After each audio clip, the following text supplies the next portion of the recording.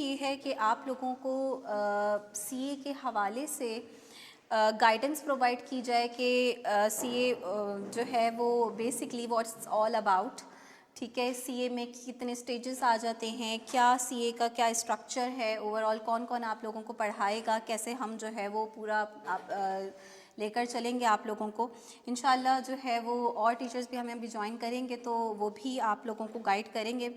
सबसे पहले जो है वो जो एसटीटी सॉल्यूशन है वो आप लोगों को आइडिया होगा कि भाई ये जो आइडिया है ये सर तारिक तुनियों का जो है वो आइडिया है कि उन्होंने ये इंस्टीट्यूट ओपन करा। और बेसिकली जो सर तारिक तुनियो हैं उनकी अचीवमेंट्स तो बहुत सारी हैं। कुछ अचीवमेंट्स अगर हम उनकी यहाँ पे बात करें तो बेसिकली एफपीआर ऑफिसर हैं माशाल्लाह सर हमारे। और सर की आप यहाँ पे देख रहे हैं कि भाई सर ने तकरीबन अभी तक उनका 15 इयर्स प्लस एक्सपीरियंस है और पता नहीं कितने 1000 स्टूडेंट्स को वो अभी तक जो है वो पढ़ा चुके हैं। टेक्स्ट मिनी के हवाले से सर की एक बड़ी ज़बरदस्त बुक है जो कि एक तरीके से एक बड़ा कंसाइज फॉर्म में उन्होंने पूरा जो है वो उसको यहाँ पे इसको कवर करा है। इसके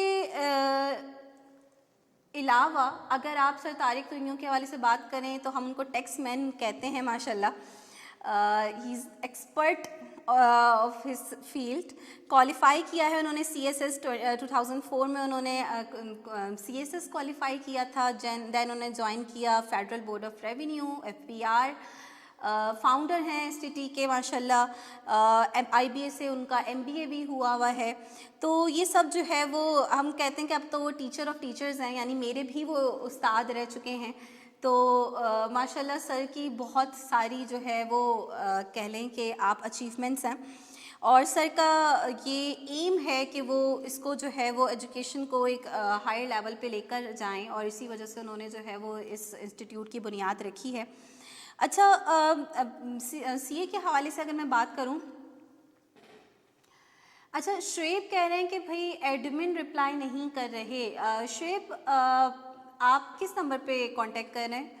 शुएब कह रहे हैं कि भाई वो एडमिशन लेना चाह रहे हैं पर एडमिन रिप्लाई नहीं कर रहे हैं।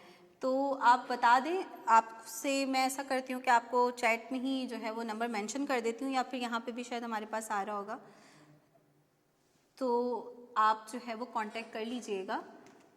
वैसे तो मेरे ख्याल में जितने भी नंबर्स हैं वो सारे एक्टिव ही हैं, लेकिन फिर भी आप लोग मुझे बता दें तो मैं शुएब से जो है वो जी 26 6 ठीक है शुएब, तो आप इस नंबर पे कांटेक्ट कर लें, इंशाल्लाह जो है वो आपको फैसिलिटेट कर दिया जाएगा। अच्छा, जो सीए के डिफरेंट स्टेजेस हैं हमारे पास, उसमें मैं पहले स्टेज की सबसे पहले बात करूंगी आप लोगों से।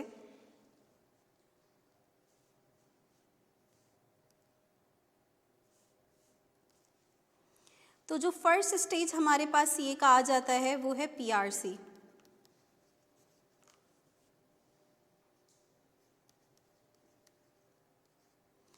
पीआरसी के अंदर बेसिकली आपके पास 5 पेपर्स आ जाएंगे, ठीक है ना। 5 पेपर्स होंगे जो यहाँ पे आपको देने होंगे, जो तकरीबन आपके कंप्यूटर बेस्ड जो है वो आपके यहाँ पे पेपर्स होंगे। और जो पेपर मैं पढ़ाऊँगी आप लोगों को वो पीआरसी 3 है, which is basically principles of economics. तो इस पर तो मैं अभी डिटेल में आप लोगों से बात करूँगी, ठीक है। बाकी पेपर्स अगर हम बात करें उसकी, तो आपके पास ये 5 पेपर्स आ जाएंगे, ठीक है जी। पीआरसी 1 में आपके पास जो है वो business writing and comprehension skills आ जाएगा, जो आपको इंशाल्लाह सर एल्विन फराज पढ़ाएंगे। PRC 2 quantitative techniques sir Salan इंशाल्लाह अभी हमें थोड़ी देर में ज्वाइन कर रहे हैं, तो वो कंप्लीट डिटेल में आपसे जो है वो डिस्कस करेंगे कि किस तरीके से वो लेकर चलेंगे। PRC 3 प्रिंसिपल ऑफ इकोनॉमिक्स, ये इंशाल्लाह मैं आप लोगों को पढ़ाऊँगी। और इतना असल में थोड़ी सी डिस्टर्बेंस ऐसी हो गई कि मैंने स्टार्ट आपसे किया, आपको अपना इंट्रोडक्शन ही नहीं दिया, तो मैं आपको क्विकली अपना एक इंट्रो दे दूं और इस सब्जेक्ट के हवाले से थोड़ा सा आप लोगों को गाइड कर दूं। फिर सर सलान ने भी हमें ज्वाइन कर लिया है, तो वो आपको मज़ीद जो है वो गाइड करेंगे सीए के इस जर्नी के हवाले से। तो देखिए भाई, जो PRC 3 है, और यानी सबसे पहले तो मैं आपको अपना इंट्रोडक्शन दे दूं कि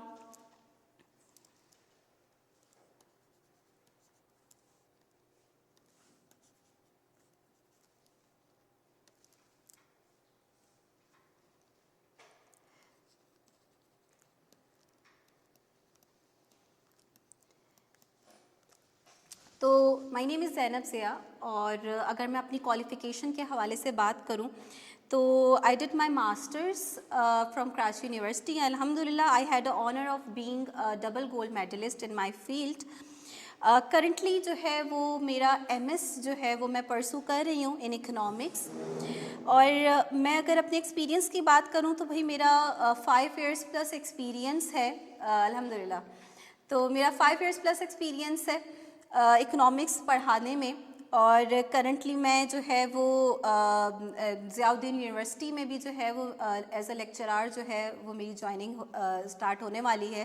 कराची यूनिवर्सिटी में भी मैं जो है वो पढ़ा चुकी हूँ इकोनॉमिक्स का ये कोर्स। अच्छा, अब प्रॉब्लम ये आता है कि भाई जो मेरा कोर्स है वो थोड़ा सा इस हवाले से फेमस है। काफ़ी स्टूडेंट्स ने सुना होगा कि इकोनॉमिक्स काफ़ी बोरिंग लगता है स्टूडेंट्स को ना, कि काफ़ी ड्राई सब्जेक्ट है, बोरिंग सब्जेक्ट है। जो कॉमर्स के स्टूडेंट्स हैं, आप लोग में से कितने जो इस वक्त अटेंड कर रहे हैं, आप में से कितने जो हैं वो कॉमर्स बैकग्राउंड से हैं? तो ठीक है। अच्छा, तो कितने जो है उनको ये लगता है कि भाई कॉमर्स जो इकोनॉमिक्स का सब्जेक्ट है वो काफ़ी ड्राई होता है? आप लोगों का भी यही ख्याल है, या मैंने जो सुना है कि ज़्यादातर स्टूडेंट्स का यही जो है वो ओपिनियन होता है?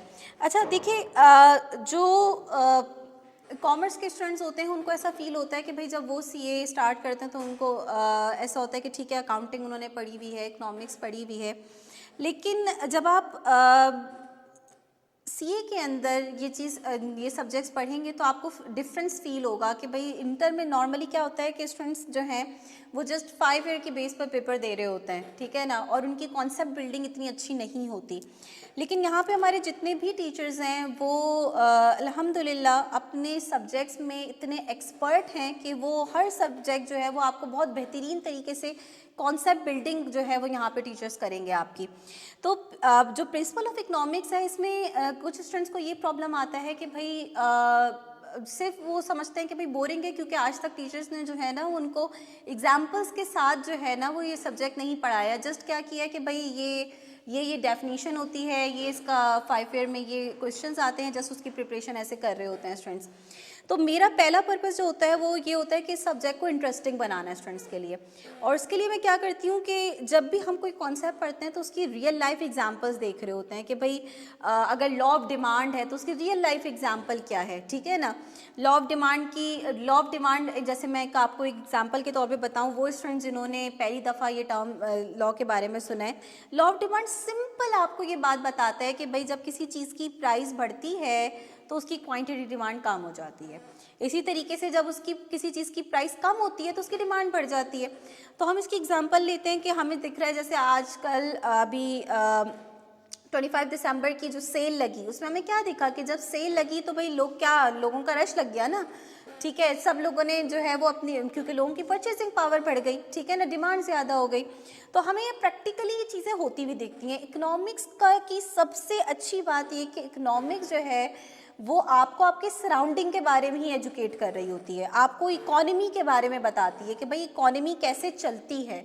इकोनॉमिक एजेंट्स जो हैं, जो बेसिकली जिसमें कंज्यूमर आ जाते हैं, बिजनेस सेक्टर आ जाता है, गवर्नमेंट आ जाती है, इम्पोर्टर एक्सपोर्टर आ जाते हैं, ये किस तरीके से बिहेव करते हैं, ठीक है ना, इनका क्या बिहेवियर होता है। तो ये सब बातें ऐसी हैं जो कि कोई ऐसी नहीं है जो स्टूडेंट्स ने बनाया हुआ होता है, ये किसी दूसरी दुनिया की बातें नहीं है, ये हमारी अपनी दुनिया की बातें हैं। और बहुत सारी टर्म्स ऐसी होती हैं जिससे जो हमने सुनी होती हैं लेकिन हम उसके मतलब समझ में नहीं आता। तो हमें समझ में आएगा भाई इकोनॉमिक्स में कि भाई अगर कोई इकोनॉमी है उसको आपने ग्रो करना है तो वो ग्रो कैसे किया जाता है, कौन सी पॉलिसीज़ हैं जो इकोनॉमी को ग्रो जो है वो करती हैं, कौन सी ऐसी पॉलिसीज़ हैं जो इकोनॉमी में इन्फ्लेशन को कम कर सकती हैं, कौन सी ऐसी पॉलिसीज़ हैं जो इकोनॉमी में बेरोज़गारी अनएम्प्लॉयमेंट को कम कर सकती हैं।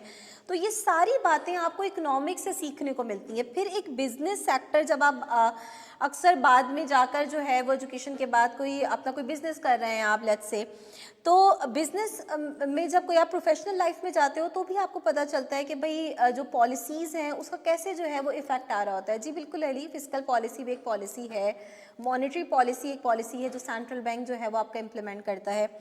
तो कहने का मकसद ये है कि इकोनॉमिक्स पढ़ने से एक बहुत अच्छी अवेयरनेस जो है वो आपके अंदर पैदा होती है।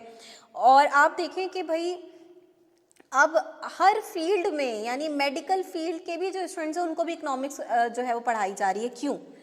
मतलब एक सोचने की बात है ना कि एक मेडिकल के बच्चे की इकोनॉमिक्स पढ़ने से क्या क्या रिलेशन है आपस में। तो इस आपको मैं एक बात बताऊं कि इकोनॉमिक्स जो है एक बहुत वास्ट सब्जेक्ट है। पहले रीज़न मैं आपको ये बताऊं कि भाई इकोनॉमिक्स आपको डिसीजन मेकिंग सिखाती है। इकोनॉमिक्स पहली बात जो आपको सिखाती है, जो आप किसी भी फील्ड से ताल्लुक़ रखते हैं उससे कोई फ़र्क नहीं पड़ता, एक कॉमन लेमैन भी जो डेली बेसिस पर डिसीजन मेकिंग करता है उसमें वो इकोनॉमिक्स को काम आ सकती है। और वो ये है कि इकोनॉमिक्स आपको ये बताती है कि आपके जो रिसोर्सेज हैं क्योंकि लिमिटेड हैं, ठीक है ना, we have limited resources and our wants are unlimited, हमारी ख्वाहिशात की कोई लिमिट नहीं है, ठीक है ना। और इस पे मुझे गालिब का शेर याद आ जाता है कि भाई हज़ारों ख्वाहिशें ऐसी कि हर ख्वाहिश पे दम निकले, बहुत निकले मेरे अरमान लेकिन फिर भी कम निकले। तो ये वो वाली बात है ना कि बहुत सारी ख्वाहिशात पूरी हो जाती हैं, स्टिल हमारे दिल में कोई ना कोई ख्वाहिश रह जाती है क्योंकि हमारी ख्वाहिशात की कोई लिमिट नहीं है। लेकिन प्रॉब्लम ये है कि उन वांट्स को पूरे करने के लिए जो रिसोर्सेज रिक्वायर्ड है वो लिमिटेड है, we have scarce resources. Economics आपको ये सिखाती है कि जब आप कोई भी डिसीजन मेकिंग कर रहे होते हैं तो आपको पता होता है भाई ये लिमिटेशन है और इस लिमिटेशन में, इस कंस्ट्रेन में रहते हुए मुझे वो डिसीजन लेना है जो बेस्ट आउटकम जो है वो लेकर आए, ठीक है ना।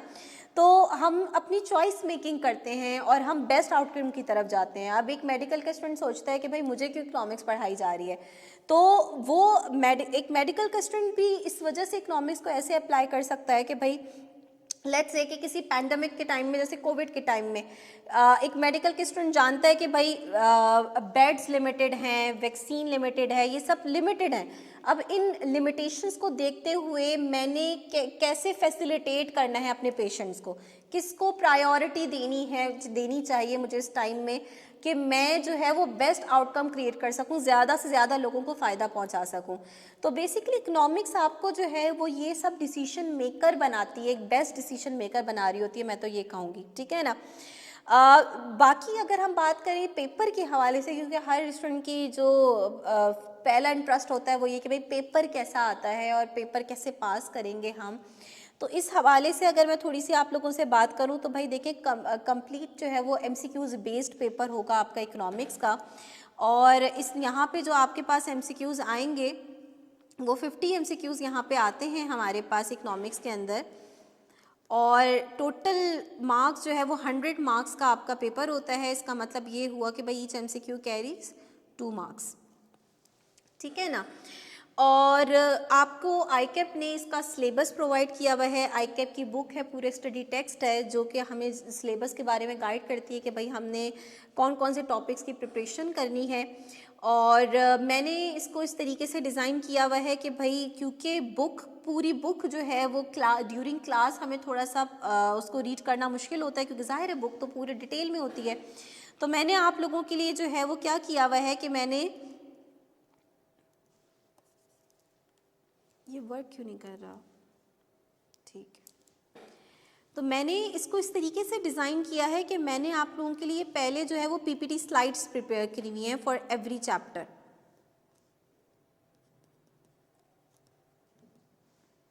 ठीक है ना। यानी हम जो भी चैप्टर स्टार्ट करेंगे उसका सीक्वेंस ये होगा कि हम सबसे पहले जो है वो अपनी पीपीटी स्लाइड्स ओपन करेंगे उस चैप्टर से रिलेटेड, जिसमें मैंने सारे इंपॉर्टेंट पॉइंट्स को एक जगह जो है गैदर करा हुआ है, ठीक है ना।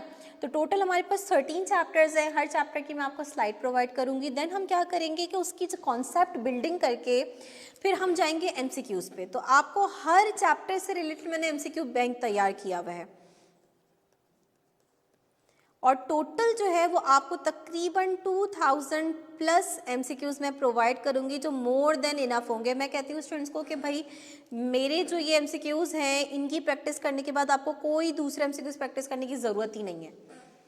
यानी अक्सर होता है ना, स्टूडेंट कहते हैं भाई फला टीचर का मिल रहा है ये भी कर लो, वहाँ का मटेरियल मिल रहा है ये भी कर लो। मैं कहती हूँ भाई अपने आप को परेशान नहीं करो, मैंने आप लोगों के लिए मेहनत करी हुई है, मैंने पूरा एक एमसीक्यू बैंक तैयार किया हुआ है। आप जस्ट इन एमसीक्यूज़ की प्रिपरेशन करें और कॉन्फिडेंस के साथ जाकर पेपर दे दें, आपका इंशाल्लाह पेपर क्लियर हो जाएगा, ठीक है ना।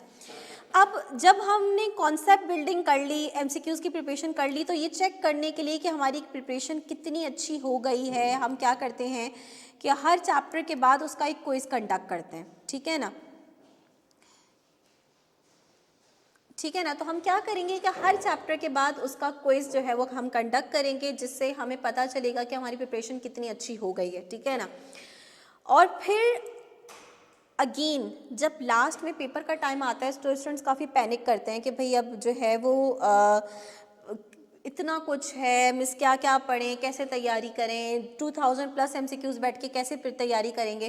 तो उसके लिए मैंने जो है वो लास्ट में क्या किया है, एक हमारा फाइनल असाइनमेंट है जिसको मैं इंपॉर्टेंट एमसीक्यूज़ कहती हूँ, कि भाई जितने भी इंपॉर्टेंट एमसीक्यूज़ एक मैं आपको फाइल दूंगी, ठीक है ना, जो एक तरीके से इस जो 2000 प्लस एमसीक्यूज़ जो आप स्टूडेंट्स को लगता है तो बहुत सारे आखिर में कैसे प्रैक्टिस होंगे, उसका एक तरीके से हाफ है।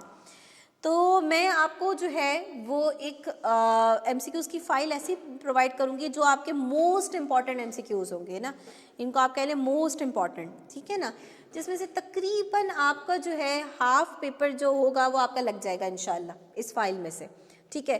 तो आप इस फाइल की प्रिपरेशन करेंगे इंशाल्लाह, फिर आपका ये एक तरीके से कहते हैं ना कि वो आखिरी कील है, ठीक है, जो फिर कंफर्मेशन है कि अब तो इंशाल्लाह पेपर निकलेगा, ठीक है ना। लेकिन ऑब्वियसली इन सब चीज़ों के साथ एक चीज़ जो सबसे ज़्यादा रिक्वायर्ड है वो ये कि आप कितनी डेडिकेशन के साथ अपनी स्टडीज़ को लेकर चलते हैं, आप कितना कंसिस्टेंट हैं, आप क्लास रेगुलर ले रहे हैं नहीं ले रहे, जो असाइनमेंट्स आपको दिए जा रहे हैं वो आप कर रहे हैं नहीं कर रहे। तो ये सब चीज़ें ऑब्वियसली इम्पॉर्टेंट हैं। हम टीचर्स अपनी तरफ से जो है वो 200% देते हैं, लेकिन जाहिर है कि जब तक स्टूडेंट हम घर आके आपके सर पे डंडा लेकर तो नहीं खड़े होंगे कि भाई आपने पढ़ना है, वो आपने खुद करना है, ठीक है। तो स्टूडेंट्स की तरफ से हमें बस कुछ चीज़ें रिक्वायर्ड होती हैं कि आप क्लासेस डेली लें, ठीक है, कोशिश करें फिजिकल आके क्लास लें, ठीक है, इंस्टीट्यूट में आके क्लास लें, जो असाइनमेंट आपको दिया जाए वो आप असाइनमेंट करें, जो क्विज़ आपसे कंडक्ट किया जाए तो क्विज़ आप कोई मिस ना करें। तो ये सब चीज़ें अगर आप फॉलो करते हैं तो आगे फिर हम श्योरिटी देते हैं इस बात की, और ये हर टीचर यहाँ पे आपको श्योरिटी देगा, ठीक है, कि ये उसकी रिस्पॉन्सिबिलिटी बन जाती है कि बच्चे को पेपर पास करवाना है। और यहाँ पे जो मैंने ये 4 पॉइंट्स लिखे हैं ये मोर देन इनफ है आपके पेपर क्लियर करने के, इसके साथ सिर्फ आपकी डेडिकेशन और कंसिस्टेंसी रिक्वायर्ड है, ठीक है ना। तो ये आपके पेपर क्लियर करने में बहुत हेल्प करेंगे। अच्छा, मेरे ख्याल में मैंने बहुत ज़्यादा बोल दिया, इतना मैं बोलती नहीं हूँ, ठीक है ना। तो इंशाल्लाह अभी हमें जो है वो सर सलान ज्वाइन कर रहे हैं। सर सलान मुझसे बहुत बेहतर तरीके से आपको एक्सप्लेन करेंगे इस सीए जर्नी के हवाले से, और सर सलान आपको PRC2 QM का पेपर जो है वो पढ़ाएंगे। तो प्लीज़ सर ज्वाइन कर लें। सर स्टूडेंट्स आपका बहुत बेसब्री से इंतज़ार कर रहे हैं। के बाद आपके पास कुछ ऑप्शंस बचते हैं फर्दर क्वालिफिकेशन हासिल करने के लिए, ठीक है। ओके अली, ओके अमान, हैदर, उज़ैर हैदर। तो इंटरमीडिएट करने के बाद या तो आपके पास यूनिवर्सिटी लाइफ बचती है कि सर आप यूनिवर्सिटी में चले आओ, BBA कर लो, BCom कर लो, MBA कर लो, ठीक है ना। मेडिकल वाले MD कैट क्लियर करने के बाद मेडिकल की फील्ड में जाना चाहते हैं, जो कि MD कैट का इस दफ़ा बुरा हशर हुआ है और हर दफ़ा ही होता है। तो एक आइडियल क्वालिफिकेशन एक स्टूडेंट के लिए वो होती है जो आपको सबसे पहले तो कॉस्ट बियरेबल हो। ऐसा नहीं हो कि यार एक ऐसी क्वालिफिकेशन में मैं चला जाऊं जो कि मैं बेयर ही नहीं कर सकता, मैं एक्सपेंसेस ही बर्दाश्त नहीं कर सकता। तो आइडियल क्वालिफिकेशन में सबसे पहली चीज़ कि भाई आपके पास आपकी कॉस्ट बजट में आए वो क्वालिफिकेशन कम से कम, ठीक है ना। फिर दूसरी चीज़ ये है कि उसके ऊपर टाइम मैं ऐसा लगाऊं कि जितना टाइम लग सकता हो मिनिमम से मिनिमम, और उसके बाद उसका रिटर्न भी मुझे मिले। ऐसा नहीं हो कि भाई मैं क्वालिफिकेशन कर ली, मैंने इन्वेस्टमेंट कर दी है, मैंने अपना टाइम लगा दिया 5 साल 6 साल, अब मुझे रिटर्न ही नहीं मिल रहा वहाँ से, तो फिर ऐसी क्वालिफिकेशन करने का फ़ायदा है या नुकसान है? तो ऑब्वियस सी बात है नुकसान है, मैंने अपना पैसा भी ज़ाया किया है, अपना टाइम भी ज़ाया किया। सो आज हम ऐसी क्वालिफिकेशन के बारे में बात करेंगे जो कि ना सिर्फ आपका कॉस्ट भी एनालिसिस करते हैं कि कॉस्ट में कितनी पड़ेगी हमें, टाइम भी एनालिसिस करते हैं कि सर इतना टाइम कितना लगेगा इसके अंदर, और रिटर्न ऑन इन्वेस्टमेंट भी पता चलेगा कि कितना पैसा हम कमाएंगे। क्योंकि देखिए अल्टीमेट ऑब्जेक्टिव हर बंदे का होता है पैसा, पैसा आना चाहिए, कुछ आए ना आए पैसा आना चाहिए है। सारे काम अपनी जगह लेकिन पैसे का दुख अपनी जगह, तो पैसा आना चाहिए। उमर वालेकुम अस्सलाम। तो कहने का मकसद क्या है बेटा, आज हम ऐसी क्वालिफिकेशन के बारे में बात करेंगे जो कि आपको सारी चीज़ों के लिहाज से बेहतर है, और उस क्वालिफिकेशन का नाम है चार्टर्ड अकाउंटेंसी। ठीक है, और उस क्वालिफिकेशन के लिए सबसे पहले तो ये चेक करो कि आपके सामने क्या ये स्लाइड विजिबल है या नहीं है। स्टैटिस्टिक्स हैं जो कि मैंने आपको गूगल पे शो करे, और अकॉर्डिंग टू गूगल 2020 का स्टैट्स है कि आपके पास जो हाईली पेइंग जॉब्स है उसमें चार्टर्ड अकाउंटेंसी सबसे पहले नंबर के ऊपर आती है। फिर उसके बाद आईटी प्रोफेशंस आते हैं, फिर मार्केटिंग मैनेजर्स आते हैं, फिर एचआर हैं, और फिर देन सो ऑन है। देखो कई जो मेडिकल वाले हैं, कई मेडिकल वालों को इसमें एमबीबीएस या डॉक्टर नजर आ रहा है। बच्चा मेहनत कर रहा होता है कि एमडी कैट में क्लियर हो जाऊं, एमडी कैट में क्लियर हो जाऊं, एमडी कैट में क्लियर हो जाऊं, कहीं नजर आ रहा है इस लिस्ट में। देखो टॉप 10 में है ही नहीं, होगा बिल्कुल होगा नीचे लिस्ट में, लेकिन टॉप 10 में तो नहीं है ना। तो इसका मतलब मैं अपनी इन्वेस्टमेंट और अपना टाइम फिर ऐसी क्वालिफिकेशन पर ज़ाया नहीं करूंगा जो कि मुझे रिटर्न ना दे। तो चार्टर्ड अकाउंटेंसी गूगल के हिसाब से बेटा सबसे ज़्यादा आपको रिटर्न प्रोवाइड करेगी। दूसरी चीज़ ये है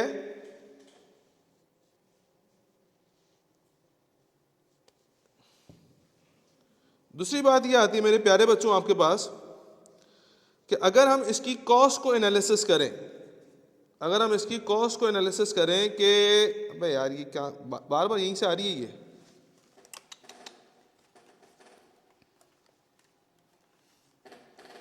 अगर हम इसकी कॉस्ट को एनालिसिस करें आपके साथ, तो आपके पास रूट्स क्या क्या बचते हैं, इंटरमीडिएट करने के बाद क्या क्या रूट्स बचते हैं। या तो सबसे पहला चॉइस बच्चा सोचता है मैं बीकॉम कर लूं, ठीक है। अच्छा, अगर हम बीकॉम की तरफ मूव करते हैं, फर्स्ट चॉइस आपकी है बीकॉम। तो बीकॉम करने के पास असल में सिकंदर मैं ये वाला सिस्टम यूज करता नहीं हूं, उसका मेन रीजन ये है, ठीक है ना। तो बीकॉम करने के लिए आपके पास क्या, बीकॉम अगर मैंने कर लिया तो बीकॉम करने के बाद क्या होगा, तो मैंने आपके पास लिख के दिया है कि low cost but also low value. आपको 2 से 4 साल का बीकॉम आपको होगा, अब तो 2 साल का एडीसी हो गया, फिर 2 साल का आपने फर्दर करना होगा, तो टोटल आप 4 साल लगाओगे। बारे में भी बताइएगा, बिल्कुल उसामा, ओके। तो स्कॉलरशिप के बारे में भी हम बात करेंगे, सही है ना। तो बीकॉम के अंदर क्या होगा कि कॉस्ट तो लो है, ऑल्सो उसकी वैल्यू भी लो है, जॉब ही नहीं है मार्केट के अंदर, बीकॉम वाले को कोई लिफ्ट नहीं करा रहा। सर हमारे पास सेकेंड चॉइस बचती है किसकी, हम बीबीए या एमबीए की तरफ मूव कर जाते हैं। अगर हम बीबीए करते हैं कहाँ से, आईबीए से, तो 4 साल का बीबीए आपका है, और 4 साल के अंदर आपकी जो वो कॉस्ट आपके सामने नजर आ रही है वो 3.8 मिलियन के अराउंड है, मतलब 38 लाख रुपए के अराउंड है। 4 साल में मैंने 38 लाख रुपए पे करने। छोटा अमाउंट है, बड़ा अमाउंट है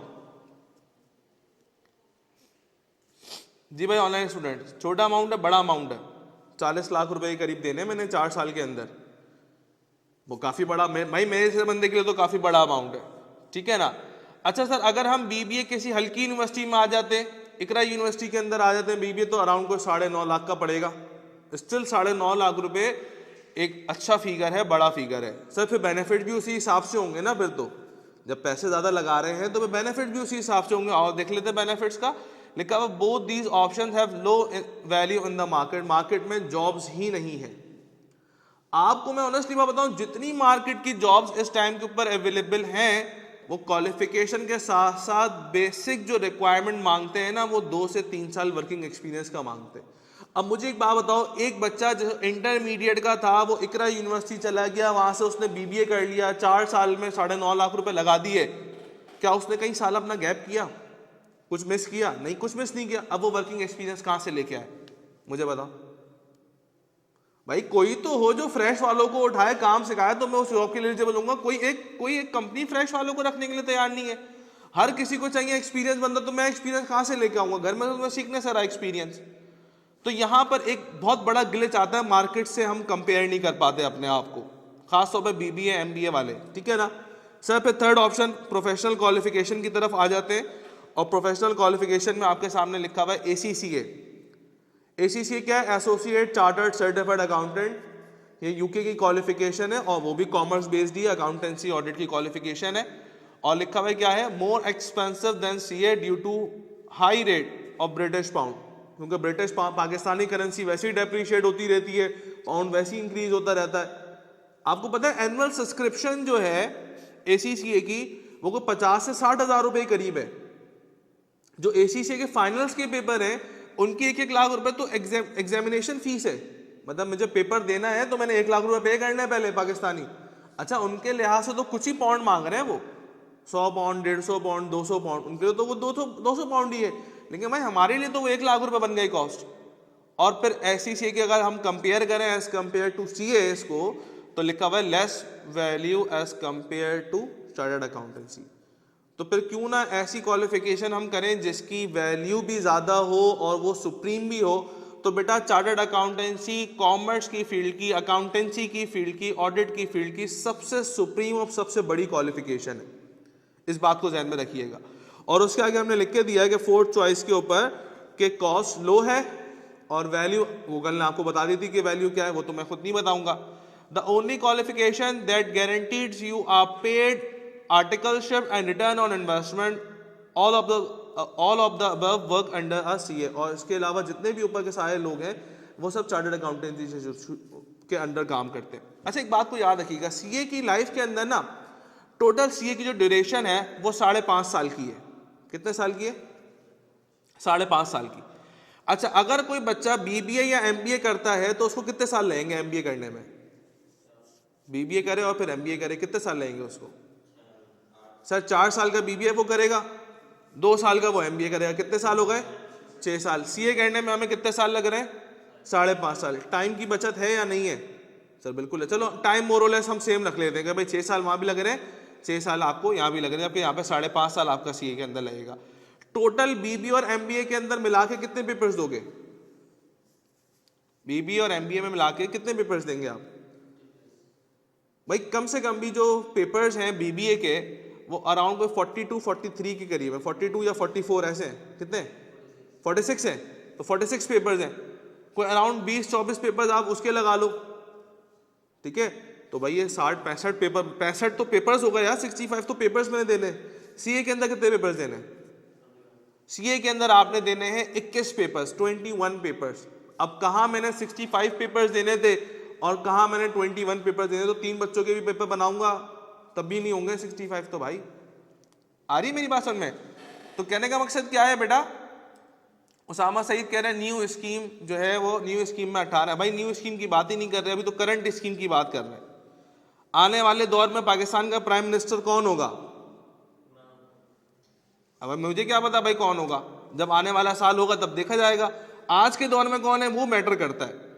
तो नई स्कीम आएगी या पुरानी स्कीम ही चलेगी, तो उस बारे में जो बात की होगी डिस्कशन, वो बात की बात है। अभी तो करंट स्कीम के बारे में हम डिस्कशन कर रहे हैं ना, क्योंकि हमने करंट स्कीम के तहत अपने आपको एनरोल कराना है। नई स्कीम तो बात की बात है, ठीक है।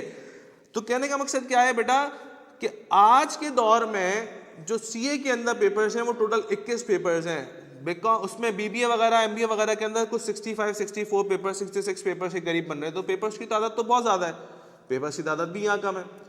अच्छा सर, फिर एक काम करें, इसकी पैसे भी ज़्यादा होंगे ना। और मैंने एक काम लिख के दिया था आपको कि इसमें इन्वेस्टमेंट में आपको CA के अंदर आर्टिकलशिप पेड होती है। अब इसके बारे में बात करते हैं। देखो, एक चार्टर्ड अकाउंटेंसी जब बच्चा करता है तो उसके बाद 3 स्टेजेस होते हैं।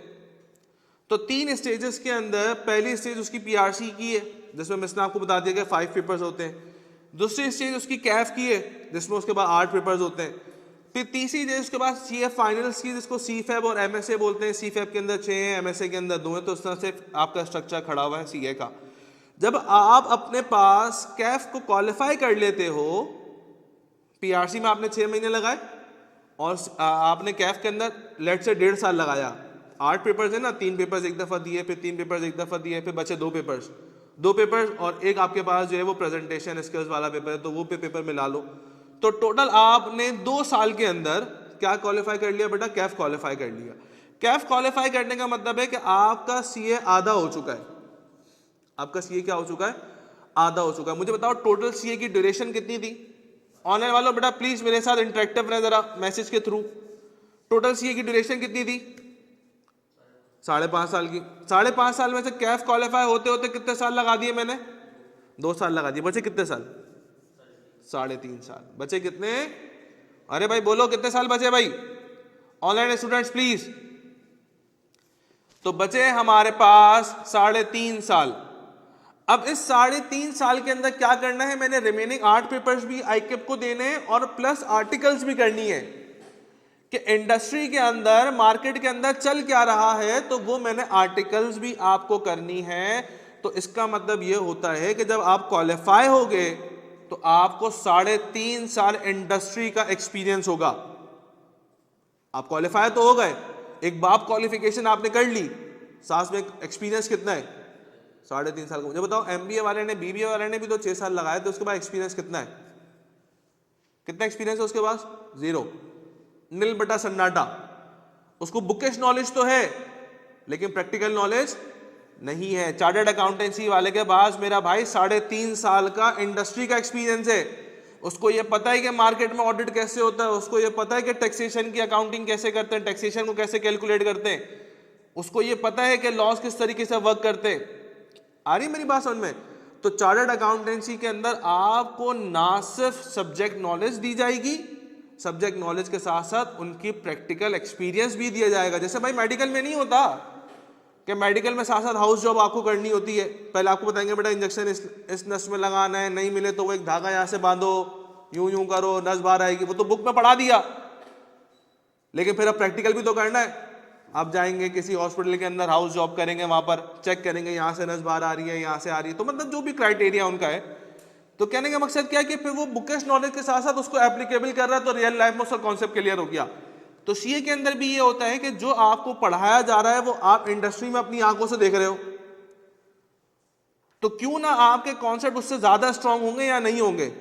सर बिल्कुल होंगे। अच्छा मुझे एक बात बताओ, मुझे ना केमिस्ट्री समझ में नहीं आती बिल्कुल, और केमिस्ट्री का टीचर अगर सामने हो तो वो तो मसला खराब है, नाराज हो जाएगा बेचारा। भाई मिसाल के तौर पे केमिस्ट्री वालों ने हमें बताया स्कूल लाइफ में, कॉलेज में, वही एक इलेक्ट्रॉन इसमें घूम रहा है, वो निकलते निकलते इसमें चला गया। और भाई मुझे कैसे पता चला कि वो इस वाले आइटम में आया? वो कहीं और भी तो जा सकता है, नजर आया तो मुझे। तो एक इमेजिनेशन के अंदर दुनिया चल रही है नहीं या नहीं? बिल्कुल ऐसा है। लेकिन CA के अंदर जब आपको सिखाया जा रहा है बेटा ऑडिट के यही है प्रोसीजर्स है, अकाउंटिंग के यही है प्रोसीजर्स हैं, वही जाके आप जब इंडस्ट्री के अंदर फॉलो कर रहे हो तो आपको पता चल रहा है कि हाँ जो मैंने पढ़ा था हकीकत में भी वैसा ही होता है। आ रही है मेरी बात समझ में? तो प्रैक्टिकल आप हाथ के हाथ ही अपने पास कर रहे हो। तो कहने का मकसद ये है कि जब आप CA क्वालिफाई करोगे तो आपके पास 3.5 साल का आर्टिकल्स का एक्सपीरियंस होगा। उस 3.5 साल के अंदर आपको ऑडिट का भी एक्सपीरियंस होगा, अकाउंटिंग का भी एक्सपीरियंस होगा और टैक्सेशन का भी एक्सपीरियंस होगा। फिर जब आप क्वालिफाई हो जाओगे तो फिर आप सेलेक्ट कर लेना कि भाई आपको ज़्यादा मज़ा किस में आता है। ऑडिट की फील्ड में आता है तो ऑडिट की फील्ड सेलेक्ट कर लेंगे, ठीक है ना। अकाउंटेंसी की मज़ा आता है अकाउंटेंसी में चले आएंगे, टैक्स में जाना मज़ा आएगा तो टैक्स में चले आएंगे। आगे जाके आपके पास 3 ही बड़े ऑप्शंस बचते हैं, ऑडिट, टैक्स और अकाउंटिंग। आ रही है मेरी बात समझ में? तो मेरे प्यारे बच्चों जब आप क्वालिफाई हो गए तो क्वालिफाई होने के साथ साथ आप फ्रेश नहीं कहलाओगे, 3.5 साल का इंडस्ट्री का एक्सपीरियंस भी होगा। और मैंने आपको कहा ये इसमें आर्टिकल्स जो है ना वो पेड भी होती हैं। तो अगर मैं पेड आर्टिकल्स के बारे में आपको बताऊं प्यारे बच्चों, तो जरा देखिएगा कि पेड आर्टिकल्स के अंदर क्या होता है। देखो जब आप अपनी आर्टिकल्स स्टार्ट करोगे तो आपको स्टाइपेंड मिलेगी 62,600। कितनी? 22,600 600 रुपीज़ आपको स्टाइपेंड मिलेगी। स्टाइपेंड का मतलब होता है एक टाइप ऑफ मुआवजा, सैलरी आपको मिल रही है, लेकिन स्टाइपेंड इसलिए बोलते हैं क्योंकि आपको काम भी सिखा रहे हैं, साथ में पैसे भी दे रहे हैं। सैलरी क्या होती है कि बंदे को काम नहीं सिखाते, बंदे ने काम सीखा हुआ होता है, फिर उसको पैसे दे रहे होते हैं तो उसको सैलरी बोलते हैं, ठीक है ना। तो आपको स्टाइपेंड मिलेगी कितनी, 22,600 रुपये। अच्छा, टोटल सीए की अगर मैं आपको इन्वेस्टमेंट के बारे में बताऊं ना प्यारे बच्चों, तो टोटल सीए की इन्वेस्टमेंट कोई 7 से 8 लाख रुपए के करीब आपकी लगेगी पूरे 5.5 साल के अंदर, ठीक है ना। अगर मिसाल के तौर के ऊपर आप सिर्फ कैफ ही क्वालिफाई करते हो और फाइनल्स के कोई पेपर नहीं निकालते तो आपके पास 42 मंथ्स बचते हैं। तो 42 मंथ्स के 22,600 के हिसाब से आपको कितने पैसे मिले, कितने, 9.5 लाख रुपए। आपकी इन्वेस्टमेंट याद है कितनी लगाई थी हमने, कोई 7.5-8 लाख रुपए के करीब हमने इन्वेस्टमेंट लगाई थी पूरे 5.5 साल की, और हमने पैसे कितने कमा लिए। क्या रिटर्न ऑन इन्वेस्टमेंट हो गया, इन्वेस्टमेंट जो लगाई थी वापस मिल गई, क्या ओवर एंड अबव मिली या नहीं मिली। हाँ सर बिल्कुल मिली। अच्छा मुझे एक बात और बताओ, जब आप सीए के अंदर आए थे तो आपका ऑब्जेक्टिव क्या सीए करना था या कैफ क्वालिफाई करके रुक जाना था, है भाई, सीए करना था ना, कैफ क्वालिफाई करके थोड़ी रुकूंगा। तो जैसे ही आप अपने सीए फाइनल्स के 3 पेपर क्लियर करते हो तो आपकी स्टाइपेंड कितनी हो जाती है, 30,700 रुपये हो जाती है। तो रिमेनिंग पीरियड की कुछ इतने बनेंगे आपके स्टाइपेंड के। आ रही है मेरी बात समझ में। फिर सर अगर आप पूरा सीफैप क्लियर कर लेते तो आपकी स्टाइपेंड कितनी हो जाती है, पूरे सीए फाइनल्स के अंदर जो 8 पेपर्स थे एमएसए के मिलाकर, उसमें से आपने 6 पेपर निकाल लिए सीफैप के, तो आपकी स्टाइपेंड कितनी हो गई, 42,600। सर अगर मैं एमएसए के भी 2 पेपर निकाल लूं तो आपकी स्टाइपेंड कितनी हो जाएगी, 84,700।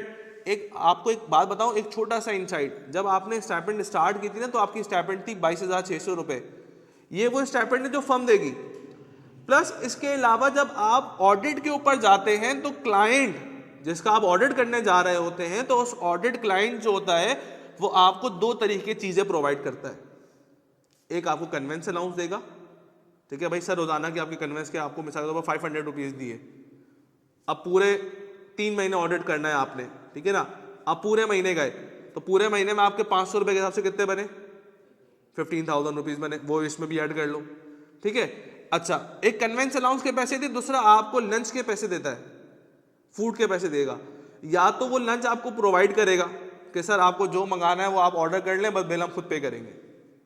मेरा दोस्त है केपीएमजी के अंदर, नाम नहीं बताऊंगा उसका, कहने लगा मेरा 3 टाइम से जो है ना वो इंश्योरेंस सेक्टर ही लग रहा है, तो लास्ट टाइम उसने ईएफयू का ऑडिट किया, तो कहने लगा ईएफयू वालों ने ना हमें लंच के पैसे नहीं दिए, हम आपको लंच के पैसे नहीं देंगे, आप लंच मंगा लो और बिल हमें दे दो। तो कहने लगा एक दिन हमने मंदी मंगाई 22,000 रुपए की कहने लगा एक दिन हमने KFC का सामान मंगाया 14,000 रुपए का। मतलब कहने लगा जब भी हम सामान मंगा रहे हैं तो वो 15,000 रुपए का मंगा रहे हैं, कम से कम 14-15,000 12,000। कहने लगा हमने बिरयानी भी खाई ना तो उसके अंदर भी हमने 6-7 हज़ार रुपये उड़ा दिए फम के। भाई क्लाइंट ने बोला है ना, हम तो कोई मसला नहीं है, हम तो खाएंगे इतने का। फिर जब क्लाइंट को लगा नहीं यार ये लोग ज्यादा खा रहे हैं, 4 लोग हैं 22,000 रुपये खा रहे हैं, तो ये तो बहुत ज्यादा अमाउंट हो गया, तो कहने लगा अच्छा चलो एक काम करो 1,000 रुपये आपको देंगे।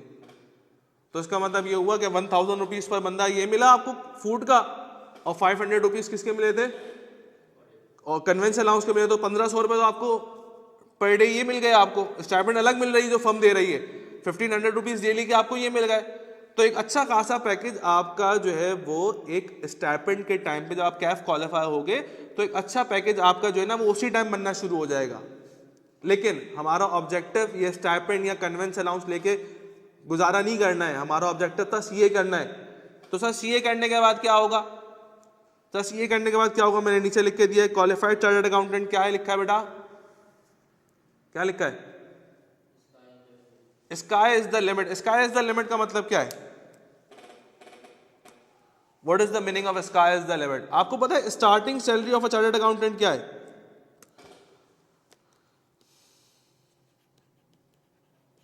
स्टार्टिंग सैलरी कितनी है चार्टर्ड अकाउंटेंट की, जी मेरा भाई। अच्छा एक दफा पता है क्या हुआ, बड़े मजे की कहानी हुई, कहानी भी सुनाता हूं। शरीफुद्दीन ने 1,50,000 बताइए, एक बड़ी मजे की कहानी हुई। मैं एक दफ़ा इंस्टीट्यूट में था और मुझसे एक साहब ने मुलाकात करी, अपने बच्चे का एडमिशन कराने आए थे, तो मुझसे कहने लगे सर आपको पता है सीए की स्टार्टिंग सैलरी कितनी लगती है। मैंने कहा नहीं सर मैं फाइनलिस्ट हूँ, मुझे नहीं पता कि सीए की स्टार्टिंग सैलरी कितनी लगती है, आप बताएं मार्केट में। कहने लगे 8 से 10 लाख रुपए। मैंने कहा नहीं सर इतनी नहीं लगती। नहीं आपको नहीं पता इतनी लगती है। मैंने कहा यार हकीकत बात है, हम फाइनलिस्ट होने के बाद मुझे नहीं पता सीए की सैलरी कितनी लगती है, आप सही कह रहे हैं। तो ऐसा कुछ नहीं है अगर किसी के जहन में हो कि 10-15 लाख 20 लाख 25 लाख मिलेगी। हम एक जनरल सिनेरियो की बात कर रहे हैं, इंडस्ट्री और कंपनी की बात नहीं कर रहे, एक जनरल सिनेरियो की बात करते हैं, ठीक है ना। एक नॉर्मल इंडस्ट्री जो पे कर रही है उसकी अराउंड, तो आपकी सैलरी जो है वो अराउंड लगेगी 250,000 to 300,000। आपकी जो सैलरी है वो कितनी लग रही है बेटा, 2.5-3 लाख के बीच में ही लगेगी जब आप एक स्टार्टिंग क्वालिफाइड चार्टर्ड अकाउंटेंट होगे तो।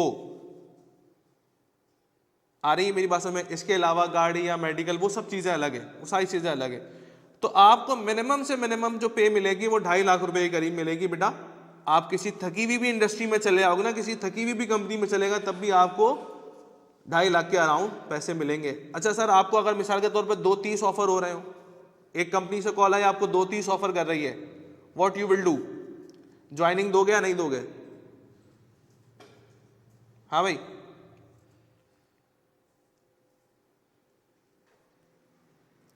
जी ऑनलाइन स्टूडेंट्स 230 की ऑफर आ रही है, उसामा सईद कह रहे हैं यस, और बाकी लोग क्या कह रहे हैं, अच्छा खासे बच्चे ऑनलाइन बैठे हुए हैं, जरा जवाब तो दे दो भाई। सर देंगे जब तक कोई दूसरी अच्छी जॉब ना मिले। मैं बोलता हूं नहीं देना, मैं बोलता हूं नहीं देना। देखो मार्केट में ना हम किसी चीज की वैल्यू खुद डिक्रीज करेंगे और किसी चीज की वैल्यू खुद इंक्रीज करेंगे। आज मैं अगर 2.30 पे काम करना शुरू कर दूंगा तो उनको ये पता चल जाएगा अच्छा यार चार्टर्ड अकाउंटेंट तो 2.30 पे आया था, अगली दफा एक काम करेंगे 2 ऑफर करेंगे, अगली दफा क्या करेंगे 2 ऑफर करेंगे, उसकी अगली दफा क्या फिर कोई बच्चा को बोलेगा 2 मिलने चलो मैं कर लेता हूं। तो मार्केट में ना एक ट्रेंड सेट होना शुरू हो जाएगा। तो बराए मेहरबानी अपनी वैल्यू गिराने की जरूरत नहीं है मार्केट में। वो पुष्पा फिल्म देखी है ना आप लोगों ने, है पुष्पा मूवी देखी है, मैंने भी देखी है। तो उसमें बोलता है ना कि भाई ये अपन मुंह फाड़ के पैसा मांगेंगे, तो हम भी मुंह फाड़ के पैसा मांगेंगे, जब क्वालिफिकेशन हमारे पास है तो हम भी मुंह फाड़ के पैसा मांगेंगे। हमें नहीं काम करना 2.30 वगैरह पे, भाई 3 दो, नेगोशिएट करो 3 दो, तो बीच में कहीं आ जाओ 2.5-3 के ऊपर आ जाओ, 2.30 में क्यों आऊंगा मैं, है भाई। नखरे है ना हमारे, काम करवाना है तो ठीक है, नहीं करवाना है तो हमारे पास कंपनियां बहुत है, लेकिन आपके पास चार्टर्ड अकाउंटेंट बहुत नहीं है। आ रही मेरी बात समझ में? तो कहने का मकसद ये है कि बेटा अपनी वर्थ मार्केट में डिक्रीज करने की जरूरत नहीं है, एक स्टैंडर्ड मेंटेन करके चलना कि हाँ भाई इतना है तो इतना ही सही है, खत्म हो गई बात। वो आएगा आप तक, उसकी मजबूरियां आना, क्योंकि चार्टर्ड अकाउंटेंसी मार्केट में हर कोई बंदा नहीं करता, सेलेक्टेड लोग ही करते हैं। सेलेक्टेड लोग ही सुप्रीम क्वालिफिकेशन में आते हैं जिनके पास लीडरशिप स्किल्स होती हैं और वो बॉस लेवल। अच्छा देखो किसी भी क्वालिफिकेशन का लेवल जो है ना वो बॉस लेवल नहीं होता, वो एक जूनियर लेवल से स्टार्ट करता है। मैं कुछ टाइम पहले 2020 के अंदर सामी फार्मास्यूटिकल्स गया ऑडिट के लिए, मेरा पहला क्लाइंट लगा था। जो मैं रिसेप्शन के ऊपर गया सामी फार्मास्यूटिकल्स, तो मैं जाके बोला भाई मैं ऑडिटर हूँ और बताया मेरा रूम का है। रिसेप्शन में जाके मैंने बोला था क्योंकि मेरा जॉब इंचार्ज दूसरे फ्लोर के ऊपर था, 3rd फ्लोर के ऊपर था। तो जो रिसेप्शन वाले थे ना वो तो ऐसे होगा जिससे आगे पीछे होना शुरू हो गए, पता नहीं जैसे मैंने क्या बोलते, मैंने ये थोड़ी बोला था कि कोई मैं मौत का फरिश्ता हूं, मैं रूह कब्ज करने आया हूं। मैं तो सिर्फ ये जाके बोला था नॉर्मल के भाई मैं ऑडिटर हूं, ऑडिट करने आया हूं, बताओ रूम का है। तो कहने का मकसद क्या है कि आपके शश आपके भरम जो है ना वो उसी क्वालिफिकेशन से स्टार्ट होना शुरू हो जाएंगे जब आप कैफ क्वालिफाई होंगे। तो फिर जो सीए वाला होगा उसके कितने भरम होंगे सर, वो तो आ ही नहीं रहा भाई, एक दूसरा वर्ड जहन में आ रहा है बोलने का लेकिन मैं ये बोल नहीं सकता, ठीक है ना। तो कहने का मकसद ये है बेटा कि आपकी वर्थ जो है ना मार्केट में एक अच्छी खासी वर्थ है, एक अच्छी खासी आपकी जो है ना वो वैल्यू है मार्केट के अंदर। तो उसको प्लीज जो है ना डिक्रीज मत करना, बढ़ा के जरूर बोलो, सामने वाला नेगोशिएट करेगा ना, हम क्यों करेंगे, हमारा वक्त गुजर गया अब नेगोशिएट करने वाला, हम चार्टर्ड अकाउंटेंसी कर चुके हैं। क्या मेरी बात समझ में आ रही है या नहीं आ रही? अच्छा एक और चीज, एक रिसेंटली क्वालिफाइड चार्टर्ड अकाउंटेंट है, मैं उसका इंटरव्यू देख रहा था फेसबुक के ऊपर, तो वो KPMG लंदन के अंदर पोस्टेड है। कहाँ पर? KPMG लंदन के अंदर पोस्टेड है। KPMG एक ऑडिट फर्म है, तो उसमें लंदन के अंदर पोस्टेड है। आपको पता है उसकी मंथली पे कितनी है? आपको पता है उसकी मंथली पे कितनी है?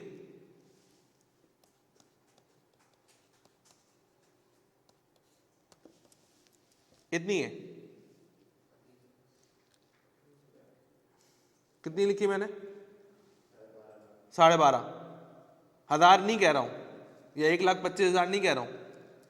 ये फेसबुक के ऊपर इसका इंटरव्यू, मैंने भी फेसबुक के ऊपर ही देखा था। कुछ लोग होते हैं जो इंटरव्यू करते हैं, वहां का एक्सपेंडिचर भी बहुत ज्यादा है भाई। उसामा वो तो अलग बात है ना, ये तो आपके शौक किस लेवल के हैं वो तो आपके ऊपर डिपेंड करता है। हम तो इनकम की बात कर रहे हैं। अब एक चार्टर्ड अकाउंटेंसी वाले से पूछो, बोलो कितने पैसे मिलते हैं, बोलो 5 लाख रुपए मिलते हैं। बोलो खर्चा कितना, बोला 4.5 लाख रुपए खर्चा। तो भाई वो तो उसका अपने शौक की वजह से है ना। हम तो इनकम की, आने की बात कर रहे हैं, आ कितना रहा है। अब जाके किस चीजों में ना, वो आपके अपने ऊपर है। तो उसकी पर मंथ सैलरी जो है वो कितनी है? 12,50,000 रुपए। हाँ भाई सैलरी इतनी हो जाती है, और इतनी तो स्टार्टअप है, आप और इससे भी ऊपर निकल जाओगे। एक बैंक है, बैंक का नाम, बैंक पता है ना बैंक क्या होता है? पैसे वैसे रखते हैं उसमें बैंक में। एक बैंक है, उस बैंक के नाम मैं नहीं कोट करूंगा, उस बैंक के नाम का ऑयल भी आता है मार्केट में। इतनी हिंट दूंगा बस, पता नहीं। हबीब का भी तो ऑयल आता है यार, नहीं आता? आता है ना। तो भाई एक बैंक है, उसका नाम का ऑयल भी मार्केट में आता है। आपको पता है उसका जो CFO है वो क्वालिफाइड चार्टर्ड अकाउंटेंट है। उसकी सैलरी आपको पता है कितनी है? उसकी सैलरी पता है कितनी है? उसकी सैलरी है,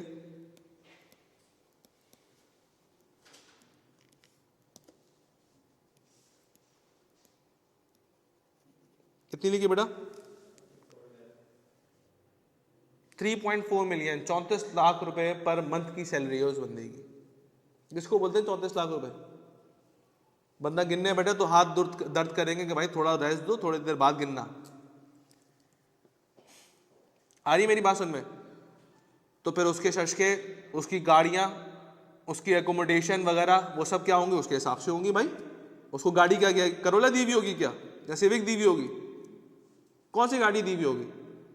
सर BMW मर्सिडीज से नीचे तो बात ही नहीं है ना। फिर इस लेवल के ऊपर जब बंदा आएगा तो सर इस लेवल पर जाने के लिए मेहनत बहुत करनी पड़ती है, और ये पता नहीं दिमाग और आगे पीछे बहुत करना पड़ता है।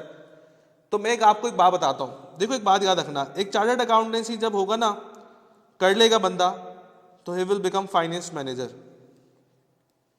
डायरेक्ट। ठीक है। फिर जब वो फाइनेंस मैनेजर के ऊपर अपने पास, सर आपकी सैलरी कितनी है भाई, ये तो मैंने अपने घर में भी नहीं बताई, तो मैं ऑनलाइन कैसे बता दूं, पब्लिक में कैसे बता दूं? FBR आना जाना रहता है तो फिर मसला होता है भाई, नहीं बतानी चाहिए इस तरह की बातें। ये वो राज है जो मेरे साथ ही जाएगा, ये इससे पहले नहीं खुलेगा ये। तो भाई फाइनेंस मैनेजर आप लग जाओगे। फाइनेंस मैनेजर से आप 3 या 4 साल 5 साल गुजारने के बाद जो है, you will become the CFO, chief financial officer. ठीक है। फिर then you will become the company secretary. ठीक है ना। उसके बाद आप CEO लग जाओगे, चीफ एग्जीक्यूटिव ऑफिसर। फिर डायरेक्टर लग जाओगे। फिर देन क्या लग जाओगे? पार्टनर लग जाओगे। आपको पता है कॉर्पोरेट लॉ के हिसाब से, कंपनी लॉ के हिसाब से, एक बंदा इंडिपेंडेंट डायरेक्टर कितनी कंपनीज में लग सकता है? कॉर्पोरेट लॉ के हिसाब से एक बंदा इंडिपेंडेंट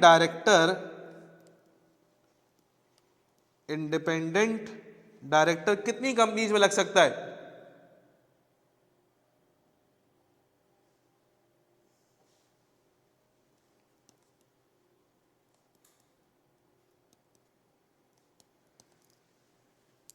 कितनी कंपनीज में लग सकता है?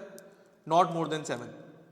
मैक्सिमम एक बंदा इंडिपेंडेंट डायरेक्टर एक वक्त में 7 कंपनीज के अंदर लग सकता है। 7 कंपनीज का डायरेक्टर लग सकता है वो एक वक्त के अंदर एज ए इंडिपेंडेंट। आ रही है मेरी बात समझ में? तो कहने का मकसद क्या है कि भाई क्वालिफिकेशन का स्टार्ट और फिर क्वालिफिकेशन की एंडिंग कहाँ हो रही है, जाके पार्टनर पे जाके बंदा वाइंड अप कर। अच्छा पार्टनर कौन होता है, क्या वो 9 to 5 की जॉब करता है? भाई हमारे पास CFO होते हैं जो टीचर्स हैं, वो तो सुबह भी यहीं घूम रहे होते हैं, शाम में भी यहीं घूम रहे होते हैं। उससे पूछो भाई ऑफिस कब जाते हो, जाते भी हो नहीं जाते हो? हाँ जाता हूँ यार। बोलो तुम तो सुबह भी क्लास ले रहे हो, शाम में भी क्लास ले रहे हो, तो फिर क्या कर रहे हो?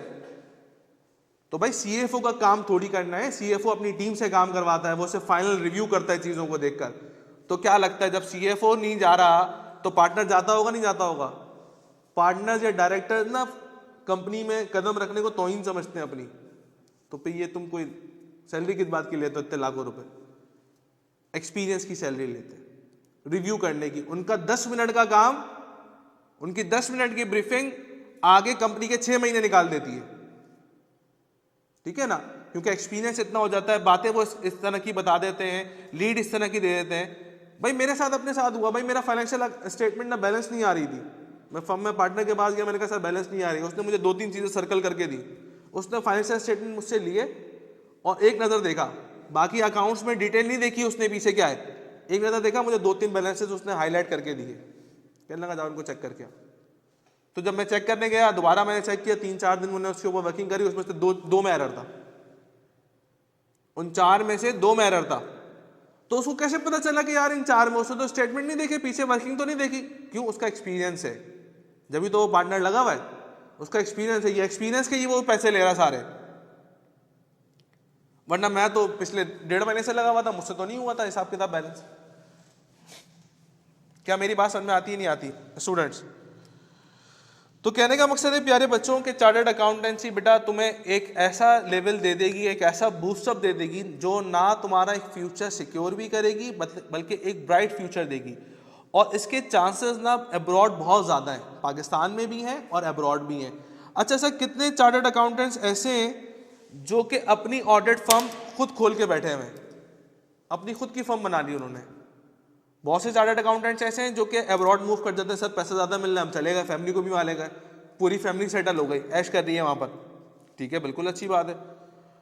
बहुत से चार्टर्ड अकाउंटेंट्स ऐसे हैं जो कि यहाँ पर सिर्फ जॉब कर रहे हैं 9 to 5 की, और बहुत से चार्टर्ड अकाउंटेंट ऐसे हैं कोई अराउंड 25% 30% जो अपनी ऑडिट फर्म खुद खोल ली उन्होंने भाई, अब वो सर्विसेज खुद प्रोवाइड कर रहे हैं, ठीक है ना? तो इसका मतलब ये होता है कि ना सिर्फ आप क्वालिफिकेशन के साथ साथ जॉब करोगे भाई, आप अपनी इंडस्ट्री अपना फर्म बना लोगे यार। आ रही है मेरी बात समझ में? अपनी फर्म बना लेंगे आप, फिर करोड़ों रुपए में कमाएंगे, जरूरत ही नहीं है 30 लाख 35 लाख 40 लाख सोचने की या बात करने की, इतनी तो 2 क्लाइंट्स ऑडिट की फीस ले लेंगे हम 1 साल में। आ रही है मेरी बात समझ में? एक और चीज आपको याद है मैंने फर्म की स्टाइपेंड आपको कितनी बताई थी स्टार्टिंग? फर्म की जो स्टाइपेंड थी वो मैंने कितनी बताई थी बेटा आपको स्टार्टिंग? दिखा रहा हूं मैं, कितनी थी? 32,600। आयशा फर्म की स्टाइपेंड पूछ रहा हूं, स्टाइपेंड सैलरी नहीं पूछ रहा। स्टाइपेंड थी 22,600 रुपए। इधर सुनना मेरी बात को, 22,600 रुपए जब आप स्टार्ट कर रहे थे। अच्छा जो आर्टिकल्स है ना वो इंडस्ट्री में भी अब ओपन हो गई हैं। आईकेप ने बड़ा बेहतरीन काम किया है, बहुत ज़बरदस्त काम किया, ताकि एवरेज बच्चा ना अच्छे से बेनिफिट ले। इंडस्ट्री के अंदर भी आईकेप ने जो है ना वो आर्टिकल्स ओपन कर दी हैं। आपको पता है इंडस्ट्री की पे कितनी है आर्टिकल्स की?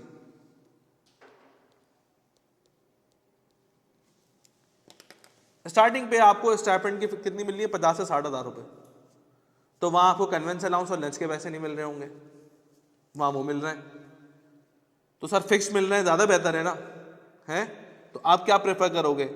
आप इंडस्ट्री के आर्टिकल्स प्रेफर करोगे या आप फर्म के आर्टिकल्स प्रेफर करोगे? सर पैसा ज्यादा मिल रहा है, इंडस्ट्री जाएंगे, है भाई? अमान कह रहा है मैं फर्म जाऊंगा, और बाकी लोग क्या कह रहे हैं?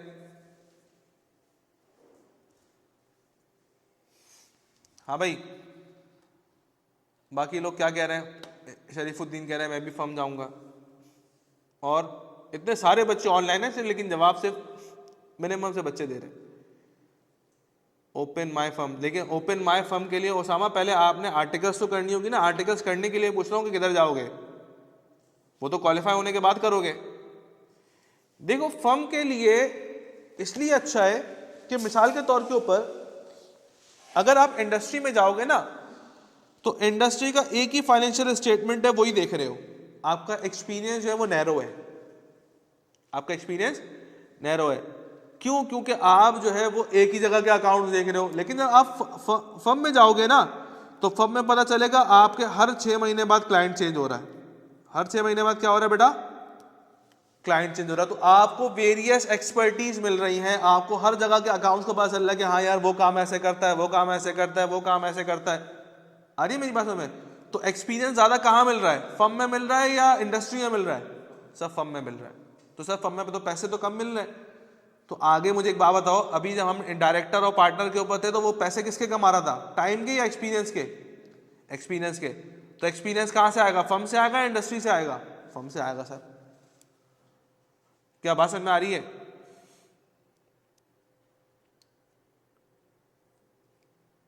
हाँ भाई ऑनलाइन स्टूडेंट्स सबको क्लियर है? तो फर्म के अंदर क्या होगा कि हर 6-6 महीने बाद आपका क्लाइंट चेंज होगा, तो आपका वेरियस जगहों के ऊपर सामना होगा, वेरियस अकाउंट्स देखोगे, एक्सपर्टीज एक्सपोजर ज्यादा बड़ा होगा। इंडस्ट्री में रहते हुए लिमिटेड एक्सपोजर होगा, लिमिटेड एक्सपीरियंस होगा। आ रही है ना, क्लियर होती है?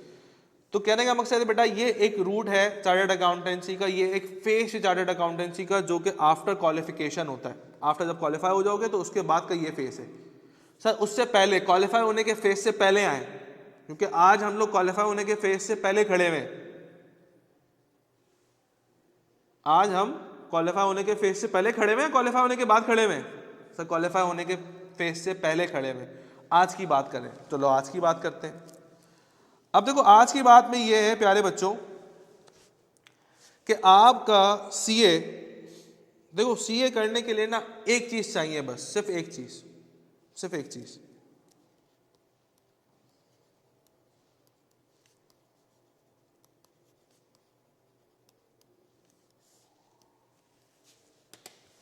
सर आपने रिप्लाई नहीं दिया। हमारे बेटा बताएं किस चीज का, कुछ मैसेज होते हैं वो मिस हो जाते हैं, बताएं किस चीज का रिप्लाई नहीं दिया? अभी दे देता हूं यार।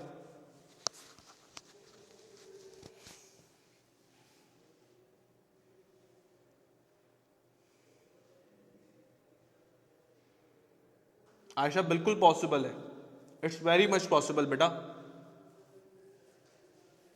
हमारे बच्चे बताओ किस चीज का जवाब नहीं दिया? अब नाराज हो गया, पूछ नहीं रही। सर फर्म में इंडस्ट्री में रिहाइश की फैसिलिटी भी देती है? नहीं नहीं देती, ऐसा कोई सीन नहीं है। बोलते हैं आओ काम करो और जाओ, खा पी के जाना, बस ये करती है फर्म।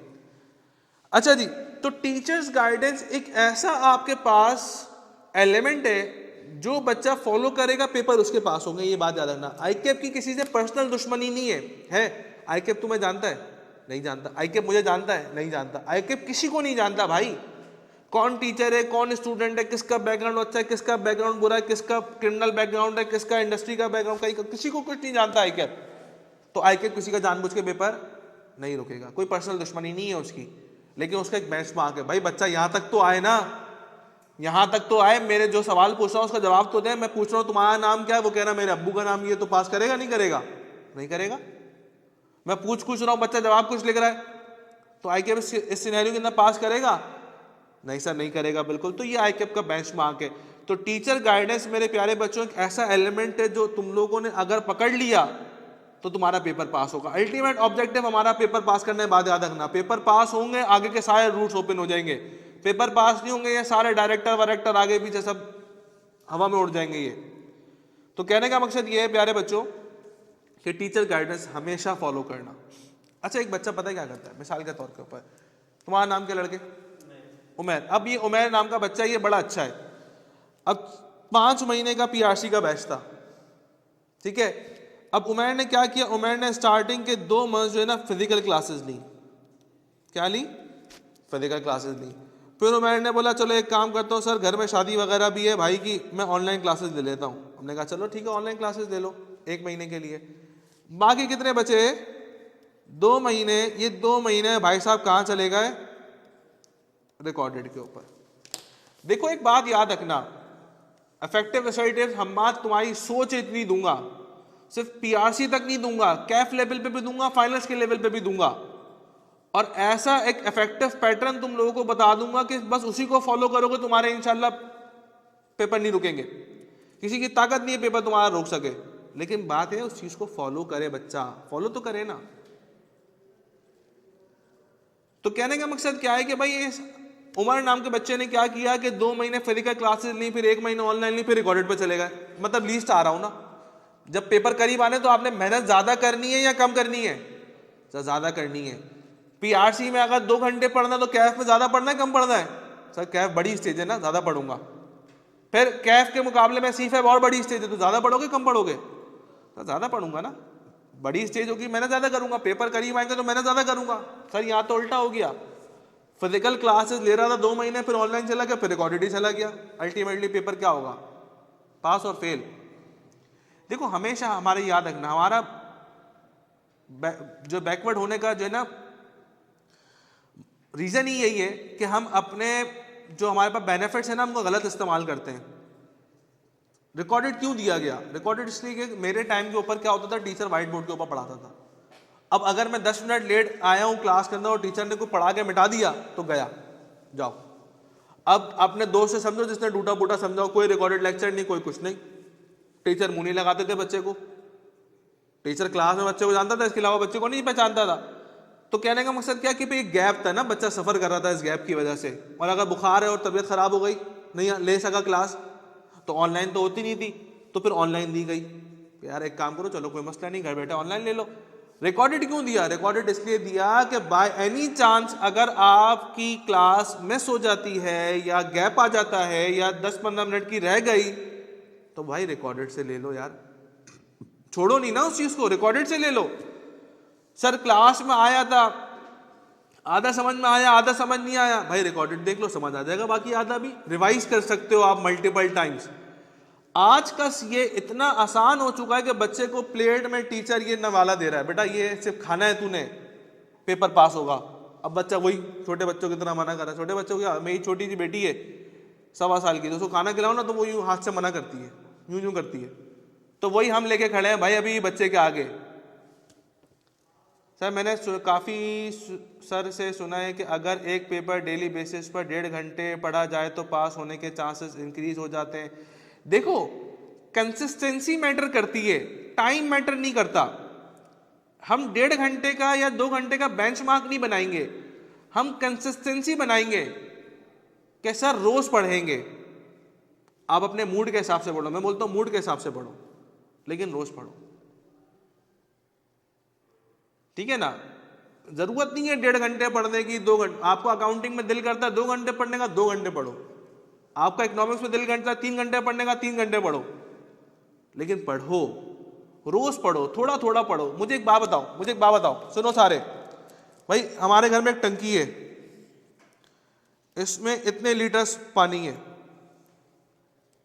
कितने लीटर्स पानी है? शोएब, मेरे प्यारे बच्चे, फिजिकल, ऑनलाइन और रिकॉर्डेड का मैं सबका फीस स्ट्रक्चर अभी बता रहा हूँ प्यारे बच्चे, कोई टेंशन की बात नहीं। अपनी ओरिएंटेशन 4 बजे तक है ना, अभी 20 मिनट है। Here in Balochistan no facilities. अरे उसामा, मैं अलग बात कर रहा हूँ। मुझे बताओ भाई, हमारे घर में टंकी है, उसमें कितने लीटर पानी है? 10,000 लीटर। क्या लगता है अगर मैं एक वक्त में पीना चाहूँ पी जाऊंगा? है क्यों? सर कैपेसिटी नहीं है ना आपकी, पेट फट जाएगा और क्या होगा, है। लेकिन अगर मैं हर थोड़ी देर बाद 1 गिलास पानी पीऊं, हर थोड़ी देर बाद 1 गिलास पानी पीऊं, क्या लगता है साल, 2 साल, 3 साल, 5 साल, 10 साल में खत्म हो जाएगा नहीं हो जाएगा? हाँ सर खत्म हो जाएगा, कोई समंदर थोड़ी जो खत्म ही ना हो, बिल्कुल खत्म हो जाएगा सर 5 साल, 10 साल, 8 साल के अंदर। लेकिन क्या रहना है? कंसिस्टेंट रहना है, कंसिस्टेंट रहना है। आप गाड़ी चलाना सीखते हो तो गाड़ी चलाने सीखने में अगर आप ओकेजनली गाड़ी चलाना सीख रहे हो, सर मूड हुआ चला ली, कभी सीख ली नहीं सीखी, तो आप गाड़ी नहीं चला सकते, बहुत टाइम लगेगा। मैं बोलता हूं 2 हफ्ते रोज चलाओ, स्टार्टिंग के 2 हफ्ते रोज गाड़ी चलाओ, देखना सीख जाओगे। लेकिन क्या है? कंसिस्टेंसी मैटर करती है। अच्छा, ऑनलाइन में 2-3 बड़े बड़े आंसर आ गए हैं। Does the score matters? क्योंकि मोस्टली कि 50% से पास हो जाता है तो 70-80% वालों को ज़्यादा अपॉर्चुनिटी है या इक्वल टू ऑल। आयशा मेरा प्यारा बच्चा, आईकेप की नज़र में पास होने वाला बच्चा इक्वल है, जो बच्चा पास हो रहा है वो सुप्रीम बच्चा है बस। अब वो 50 पर पास हो, मिनिमम क्राइटेरिया 50% है, तो आईकेप का एक रूल है कि आईकेप जब पेपर फेल करता है तो मार्क्स नहीं बताता। पहले मार्क्स भी नहीं बताता था, मुझसे पहले टाइम के ऊपर पास होता था तो भी नहीं बताता था, फेल होता था तब भी सिर्फ फेल और पास लिखा हुआ आता था। लेकिन मेरे टाइम से आईकेप ने शुरू ये कर दिया था कि आईकेप फेल होने के ऊपर मार्क्स बताता है, पास होने के ऊपर मार्क्स नहीं बताता। तो जब भी पास हो समझ लेना 90 मार्क्स थे, 95 थे, मुझे थोड़ी पता है। तो आईकेप की नजर में पास होने वाला बच्चा एक ही स्टैंड पे स्कोर करता है। सर 8 घंटे की जॉब के साथ पीआरसी और कैफ पॉसिबल है? इम्पॉसिबल है अम्मान, इम्पॉसिबल।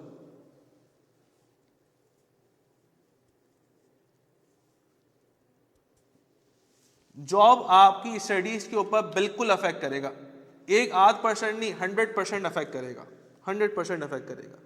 क्यों? क्योंकि आपको चाहिए सिर्फ पढ़ाई।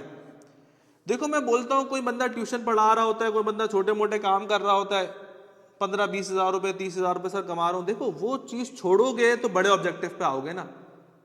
कुछ खोना पड़ेगा, रिस्क लेना पड़ेगा। हम रिस्क नहीं लेते। मैं एक वीडियो देख रहा था तो एक छोटा सा तालाब है, उसमें एक मछली है, छोटा सा पानी है, फिर यहाँ एक समंदर है। ये रियल वीडियो है, बीच में ये मिट्टी है। उस मछली ने क्या किया, उस मछली को देखो रिस्क वगैरह कुछ नहीं पता, लेकिन उसको एक्सपोजर का पता है ना कि छोटी जगह पर रहूंगा छोटा एक्सपोजर है, बड़ी जगह पे बड़ा है। तो उस मछली ने ना इस मिट्टी में जंप मारी, और जंप मारने के बाद थोड़ा थोड़ा करने के बाद उसने एट दी एंड समंदर में छलांग मार दी। अब एक्सपोजर बड़ा मिल गया उसको, लेकिन उसने रिस्क लिया। देखो, लेकिन अगर मैं अपनी 10-15 हज़ार 20 हज़ार की नौकरी का रिस्क नहीं लूंगा तो फिर मैं चार्टर्ड अकाउंटेंट कैसे बनूंगा? सर नहीं बन सकता। फिर मैं उसी जगह में स्टक रहूंगा। मैं उस 8 घंटे की जॉब में या उस बिलिंग की जॉब में या रात की जॉब हो या नाइट शिफ्ट की जॉब हो, जो भी हो, तो मैं उसी में स्टक रहूंगा। फिर मुझे एक बड़ा एक्सपोजर नहीं मिल पाएगा। ऑनलाइन वो करो जो तुम्हारी पढ़ाई को सेक्रीफाइस ना करे। मिसाल के तौर के ऊपर अगर मैं बोलता हूँ कि अगर आपने माइंड बनाया हुआ है कि रात को 8 बजे से लेकर 12 बजे तक आपके पढ़ने का टाइम है, कयामत भी आ जाए पढ़ना है। मेरे घर में डेथ हो गई थी, मैं सुबह पेपर देने गया था, रात को डेथ हुई थी, मतलब फजर के टाइम के ऊपर डेथ हुई थी। मेरे पूरे घर वाले हॉस्पिटल चले गए थे, लेकिन मैं अपना पेपर देने गया था। मैं कहा था डेथ का तो कुछ भी, तस्वीर तो बाद में भी हो जाएगी ना बंदे की, है ना, मैं फातिहा बाद में ही पढ़ दूंगा, कोई मसला नहीं है। मेरे होने ना होने से तदफीन तो नहीं रुकेगी ना, हो जाएगी। मैं अपना पेपर देने गया था, मैंने कहा यार बाद में देख लेंगे ये सारे काम, कोई मसला नहीं है। तो ऑब्जेक्टिव अपने डिसाइड करने होते हैं कि हमने एक छोटे लेवल के ऊपर टेप बॉल खेलनी है या इंटरनेशनल क्रिकेट खेलनी है। टेप बॉल खेलने तो सारी जिंदगी टेप बॉल खेलते रहो। आप देखें टेप बॉल क्रिकेट के अंदर बहुत सारे क्रिकेटर जैसे ना बहुत अच्छे खेलते हैं, हार्ड बॉल खेल सकते हैं, वो नहीं खेल सकते, वो सारी जिंदगी टेप बॉल ही खेलेंगे। क्यों? उन्होंने अपने एक्सपोजर को बड़ा नहीं किया, इंटरेस्ट था, इंटरेस्ट को बड़ा नहीं किया। तो कहने का मकसद क्या है कि जब हमें सीए करना है तो फिर ये जॉब की और इन सब कैटेगरी से ना हमें थोड़ा सा बाहर आना पड़ेगा, रिलैक्स करना पड़ेगा चीज को। आ रही है बात समझ में?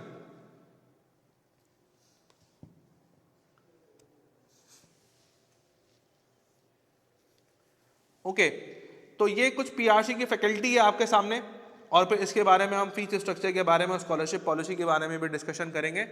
सर क्या मार्च तक स्मार्ट क्लासेस कंप्लीट हो जाएंगी ताकि मेरी हेल्प ली मार्च में 5 पेपर कंप्लीट कर दूं? आयशा 100%, 1% 8% नहीं 100%। मैं हर बच्चे को यही प्रेफर करता हूं। देखो हर पेपर पढ़ने की और अटेम्प्ट करने की ना गोल्डन अपॉर्चुनिटी फर्स्ट अटेम्प्ट होती है। क्यों? ताज़ा ताज़ा पढ़ा होता है, नया नया सब्जेक्ट होता है, इंटरेस्ट आ रहा होता है। दोबारा पढ़ने में वो बात नहीं रहती। जो खाना गरम ताज़ा खाने में है वही खाना गरम भी कर लो दोबारा में, बासी होने के बाद तो उसमें वो जायका नहीं रहता, टेस्ट खराब हो जाता ना। तो इसीलिए आपके पास जो गोल्डन अपॉर्चुनिटी वो ये है कि आप 5 पेपर पढ़ें, 5 पेपर की तैयारी की जाए। देखो आईकेप एक बॉडी है ना, एक बोर्ड है आईकेप क्वालिफाइड लोगों का, उसने 5 पेपर क्यों रखे एक साथ? फिर वो 5 ही एक साथ टेस्ट करता है। कुछ सोच कर रखे होंगे, नहीं रखे होंगे? है भाई, कुछ सोच कर रखे होंगे, नहीं रखे होंगे? अब हम अपनी चलाएं कि नहीं सर हम 2 पेपर देंगे बहुत ज्यादा है, हम 3 देंगे नहीं बहुत ज्यादा है, सर 1 दूंगा। अरे यार आईकेप ने क्राइटेरिया सेट किया हुआ है, इसका मतलब बच्चा यहाँ पर है। अगर हम वहां नहीं है तो हम फिर पहले ही पीछे है ना। मुझे बताएं सारी आवाम 5 पेपर दे रही है, आप 2 पेपर दे रहे हो, क्या फायदा? आप तो पहले ही पीछे हो गए, तो फिर आप आगे आगे कहाँ कंपेयर करोगे? सर मार्च तक सिलेबस कंप्लीट हो जाएगा। अमान मेरा प्यारा बच्चा, मार्च से, जब मार्च की आपकी अटेम्प्ट होगी उससे 15-20 दिन पहले कवर हो जाएगा। मैं जब आपको सिलेबस कंप्लीट कराऊंगा तो मैं जिस तरह से मैं ज़ैनब ने कहा उनके लास्ट असाइनमेंट के कुछ सवाल हैं, तो मेरे पास आपका क्या है कि एक मैंने एक पूल बनाया हुआ है, क्वेश्चन बैंक बनाया हुआ है, जिसके अंदर मैंने आपके पास 300 के करीब एमसीक्यूज रखे हैं, ठीक है ना। वो एमसीक्यूज इंतहाई इंपॉर्टेंट है पेपर की तैयारी के लिए, और वही आपका रिवीजन पैटर्न है। मैं बोलता हूं आपने सिर्फ अपने आप को उठा के मेरी क्लास में लेके आना है। आपका पेपर पास कराने की जिम्मेदारी मेरी है, आपकी जिम्मेदारी नहीं है। आपका पेपर पास कराने की जिम्मेदारी किसकी है भाई? मेरी, मैंने फीस ली है ना, तो कौन जिम्मेदार है?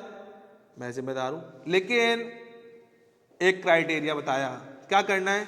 अपने आप को घर से उठा के क्लास में लेके आना। ये तो मैं नहीं कर सकता ना, देखो ये मेरे बस में नहीं है कि मैं हर बच्चे को उसे घर से पिक करूं और क्लास में लेके आऊं, ये आपने खुद करना पड़ेगा। तो ये काम आप करें, पढ़ाने का काम मेरा, पेपर पास कराना है काम मेरा। क्यों? डील मंजूर है? नहीं है। देखो कोई टीचर आपको मार्केट में गारंटी नहीं देगा। मैं बोलता हूं गारंटी दो ना, बच्चे को श्योरिटी दो। आप मोबाइल लेते हो, वारंटी होती नहीं होती 1 साल की? आप मुतमईन होते हो कि नहीं यार 1 साल तक मेरे फोन को कुछ हुआ, रिप्लेसमेंट मिली, रिपेयर फ्री होगा, होगा नहीं होगा? तो मैं दे रहा हूं भाई श्योरिटी, आपको क्या मसला है?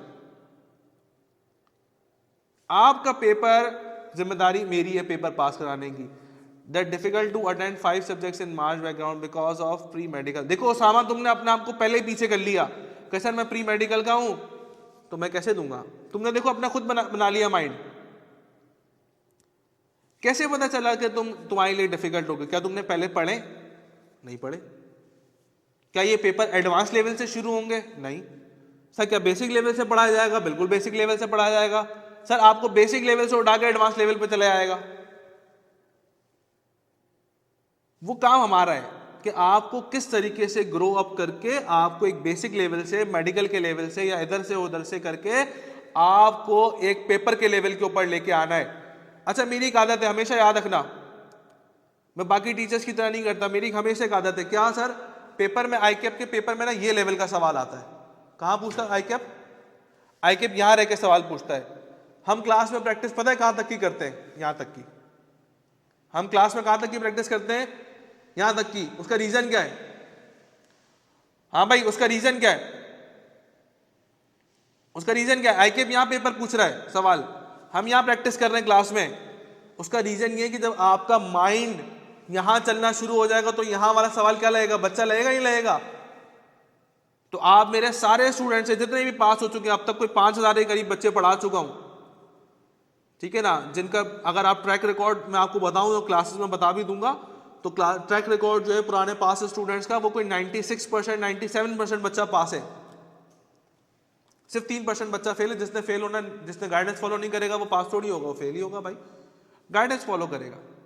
सर मार्केट में एक मैथ्स के मिथ है कि प्री मेडिकल वाले सीए में ना जाएं क्योंकि मैथ्स है, सीए में बहुत और टफ प्लेस थोड़ा गाइड करते हैं। अमान बच्चों वाली मैथ्स है। मुझे एक बात बताओ, मैं इस कंफ्यूजन को, इस फोबिया को, इस मिथ को अभी दूर कर देता हूं अमान और सारे प्री मेडिकल स्टूडेंट्स। कितना बनता है? ये कितना बनता है?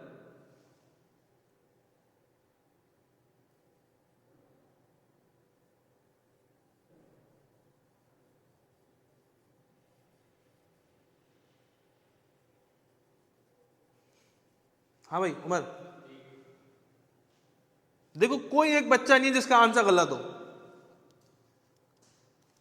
मेरे लिए इतनी नॉलेज काफी है, मेरे लिए इतनी नॉलेज काफी है। पहले स्क्वायर, हाँ बिल्कुल, पहले स्क्वायर सॉल्व करेंगे, 2 का स्क्वायर कर दो 4 हो जाएगा, फिर 4 ऐड करो 8 हो गया। तो अमान मेरे लिए इतनी नॉलेज काफी है, आप सीए कर सकते हो, खत्म हो गई बात। आप ये बात छोड़ दें कि ये चीज मुश्किल होती है, वो चीज मुश्किल होती है। देखो हर चीज बेसिक से पढ़ाई जाएगी तुम्हें विद लॉजिक। ये बात याद रखना, कॉन्सेप्ट बिल्डिंग के साथ। जब भी आपको मैं पढ़ाऊंगा, जो भी टॉपिक पढ़ाऊंगा, या वो अकाउंटिंग का हो या वो आपके पास क्यूएम का हो, क्यूएम तो पूरा 100% मैं ही पढ़ाऊंगा, अकाउंटिंग में 40% सिलेबस में पढ़ाऊंगा, ठीक है ना, क्योंकि अकाउंटिंग में बाकी 2 टीचर्स और भी हैं, तो अकाउंटिंग का 40% सिलेबस मेरे पास है, बाकी rest of the sub syllabus उनके पास है, बाकी 2 टीचर्स के पास, ठीक है। तो आपका और मेरा सामना 2 पेपर्स में होगा। तो एक बात को याद रखना, हमेशा आपको पहले लॉजिक बताऊंगा, कॉन्सेप्ट, कि कॉन्सेप्ट क्या है।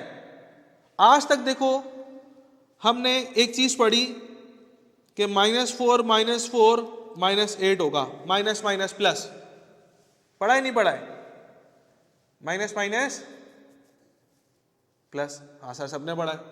बच्चे ने अगर स्कूल में लॉजिक पूछी कि टीचर ने बोल दिया तो मैथ्स का रूल है भाई, और भाई मैथ्स का रूल बोल के जान नहीं छुड़ाओ अपनी, लॉजिक तो बताओ बच्चे को कि क्यों -8 हो गया, ये जबरदस्ती -8 हो गया है ना, लॉजिक नहीं पता, मैथ्स का रूल है बस चलता हुआ आ रहा है, मैथ्स का रूल है। अच्छा, एक फॉर्मूला हमने बचपन में पढ़ा कि a + b का होल स्क्वायर बराबर होता है a² + 2ab + b² के, क्यों पूछो ना टीचर से, क्यों पढ़ते हुए आ गए, जिंदगी गुजर गए भाई, ये तो क्लास 5, 4, 6 में पढ़ाते हैं बच्चे को फॉर्मूला, बच्चे ने वहां नहीं पूछा, बच्चे ने बोला ठीक है याद कर लूंगा, याद कर लूंगा। भाई हर चीज की एक लॉजिक है, उस लॉजिक को पता होना चाहिए ताकि जिंदगी में कभी चीज ना भूले वो।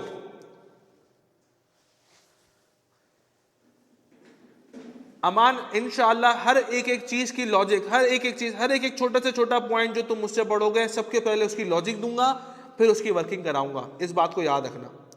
अगर यकीन नहीं आता इस बात के ऊपर तो स्टार्टिंग की 2 से 3 डेमो क्लासेस हम पहले, स्टार्टिंग की 1 हफ्ते की क्लासेस ना डेमो ऑफर करते हैं ताकि बच्चा देख ले, समझ ले। तुम पहली क्लास लेना, तुम्हें पता चल जाएगा, पहली क्लास, जस्ट 1 क्लास, तुम एक क्लास लो, तुम्हें पता चल जाएगा तुम किससे पढ़ रहे हो। सब पीआरसी पेपर्स कंप्यूटर बेस्ड हैं, टाइपिंग की नीड है, टाइपिंग की नीड नहीं है उसामा, कंप्यूटर बेस्ड है, एमसीक्यूज बेस्ड है, सिर्फ आपने सही गलत के ऊपर टिक मार्क करना है बस।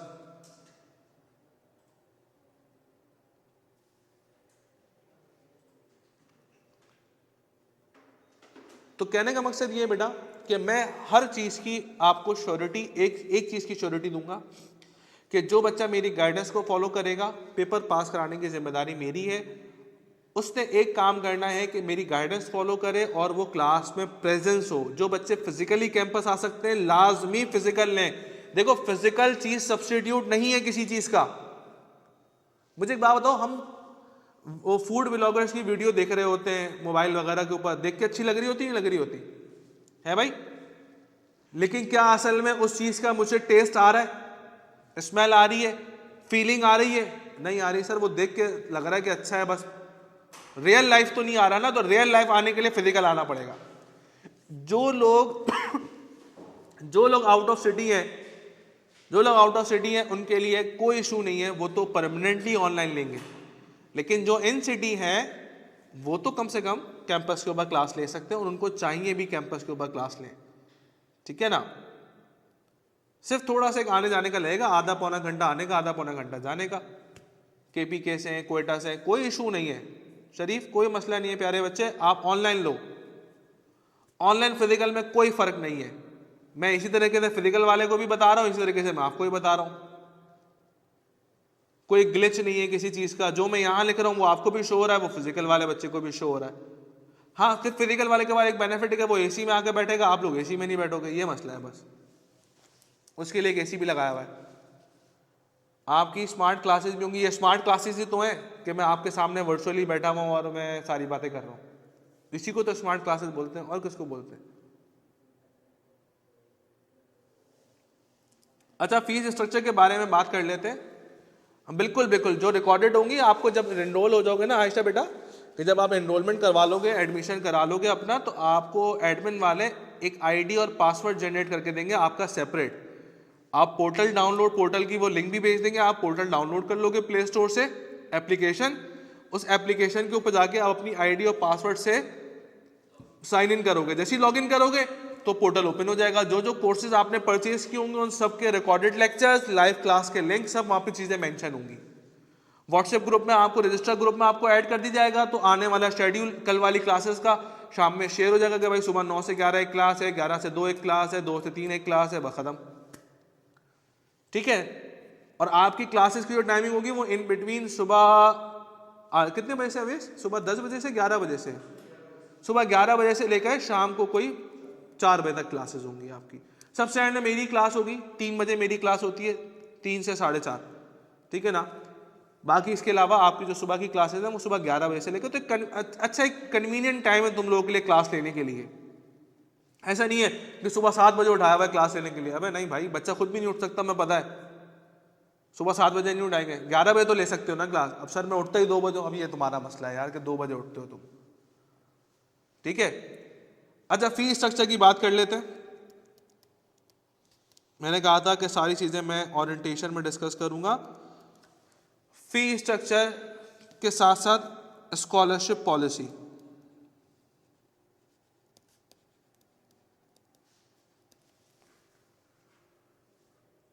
क्यों नमाज नॉन पढ़ेगा, ये किससे बातें कर रही है? इधर देखो सामा। तो देखो फी स्ट्रक्चर की बात ये कि एक तो आपकी एडमिशन फी है पीआरसी के अंदर, जो कि है 5000 रुपीज, और पीआरसी में पर पेपर की फीस है 15000, पर पेपर की फीस है 15000। आप 5 पेपर लेते हो तो इक्वल मिला के कितना बन जाता है? 75000, ठीक है। और टोटल पैकेज आपका बनता है कितना बेटा? 80000। इस 80000 को आप 2 मंथली इंस्टॉलमेंट्स के अंदर पे कर सकते हो, 1 ऑफ 40000 एंड 1 ऑफ 40000, ठीक है। ये आपके लिए कन्वीनियंट रह जाएगा, ठीक है ना। अच्छा सर, कुछ बच्चे ऐसे होते हैं जो कि पढ़ने वाले होते हैं, सर मेरा तो इंटर में भी ए ग्रेड था, अब तो इंटर का भी बुरा हाल हुआ हुआ भाई जिस तरीके से चल रहा है। सर मेरा तो इंटर में ए ग्रेड था, मुझे कोई स्कॉलरशिप दें? हाँ बिल्कुल देंगे। तो एक बात याद रखिएगा, वो बच्चा जो कि मेरे ख्याल में अभी क्या थी स्कॉलरशिप अपनी 80+ है, 75% प्लस है, उसको प्लीज देख लेंगे, उसको चेक कर लेंगे, वो उससे लिस्ट ले लें। स्कॉलरशिप के बारे में ही बता देता हूं मैं आपको अभी, ठीक है ना। अबव होगा उसको they will provide 50% scholarship of the tuition fee, ठीक है। Thank you. तो ये 3 तरीके के स्कॉलरशिप पॉलिसीज हैं। अगर आपकी परसेंटेज 70 और 79 के बीच में है तो 50%, और 80 to 84 के बीच में है तो 40%, और अगर 85 और अबव है, अब कितनी भी हो, जैसे एक बच्चे की 90 थी तो उसको भी 50% स्कॉलरशिप मिलेगी। अच्छा 50% स्कॉलरशिप याद रखिएगा इस पे मिलती है, ट्यूशन फीस के ऊपर आपको 50% स्कॉलरशिप मिलेगी, या 40% या 15%, ठीक है ना। एडमिशन फीस कंपलसरी है तो सेम ही है, तो फिक्स ही रहेगी, इसके ऊपर स्कॉलरशिप आपको नहीं मिलती, सही है ना।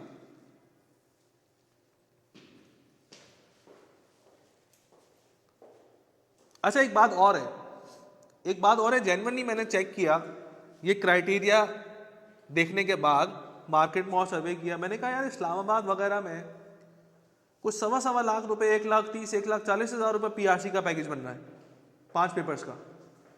इवन लाहौर में भी ना, लाहौर में, इस्लामाबाद वगैरह में भी, और कराची वगैरह में भी, कराची के अंदर भी कुछ इदारे ऐसे हैं जिनका पैकेज 1 तक का है सर, फिर उनकी स्कॉलरशिप भी ज्यादा। भाई स्कॉलरशिप आती है, आपको पता है वो 80% से तो स्कॉलरशिप शुरू करते हैं, 50% ऑफ द स्कॉलरशिप जो शुरू होगी, वो 15% जो स्कॉलरशिप शुरू होगी वो आपके पास शुरू होगी 80% से। मतलब 80% रखी तो फिर 15% दे रहे हैं, तो 50% देते हैं किसी को, 50% किसी को नहीं देते, वो 40% पे आके एंड कर देते हैं।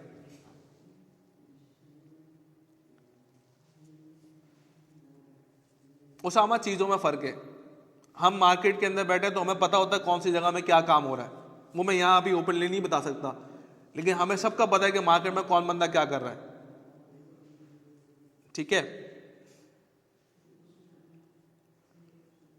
अच्छा एक एग्जाम्पल दूंगा, छोटी सी एग्जाम्पल के बाद उस बात को खत्म करेंगे, अपनी सेशन को वाइंड अप करेंगे। कभी भी आपको एक डॉक्टर को दिखाना है, मैं सारी बातें एग्जाम्पल्स के थ्रू करता हूं, बच्चा खुद वो फिट कर लेता है उसको।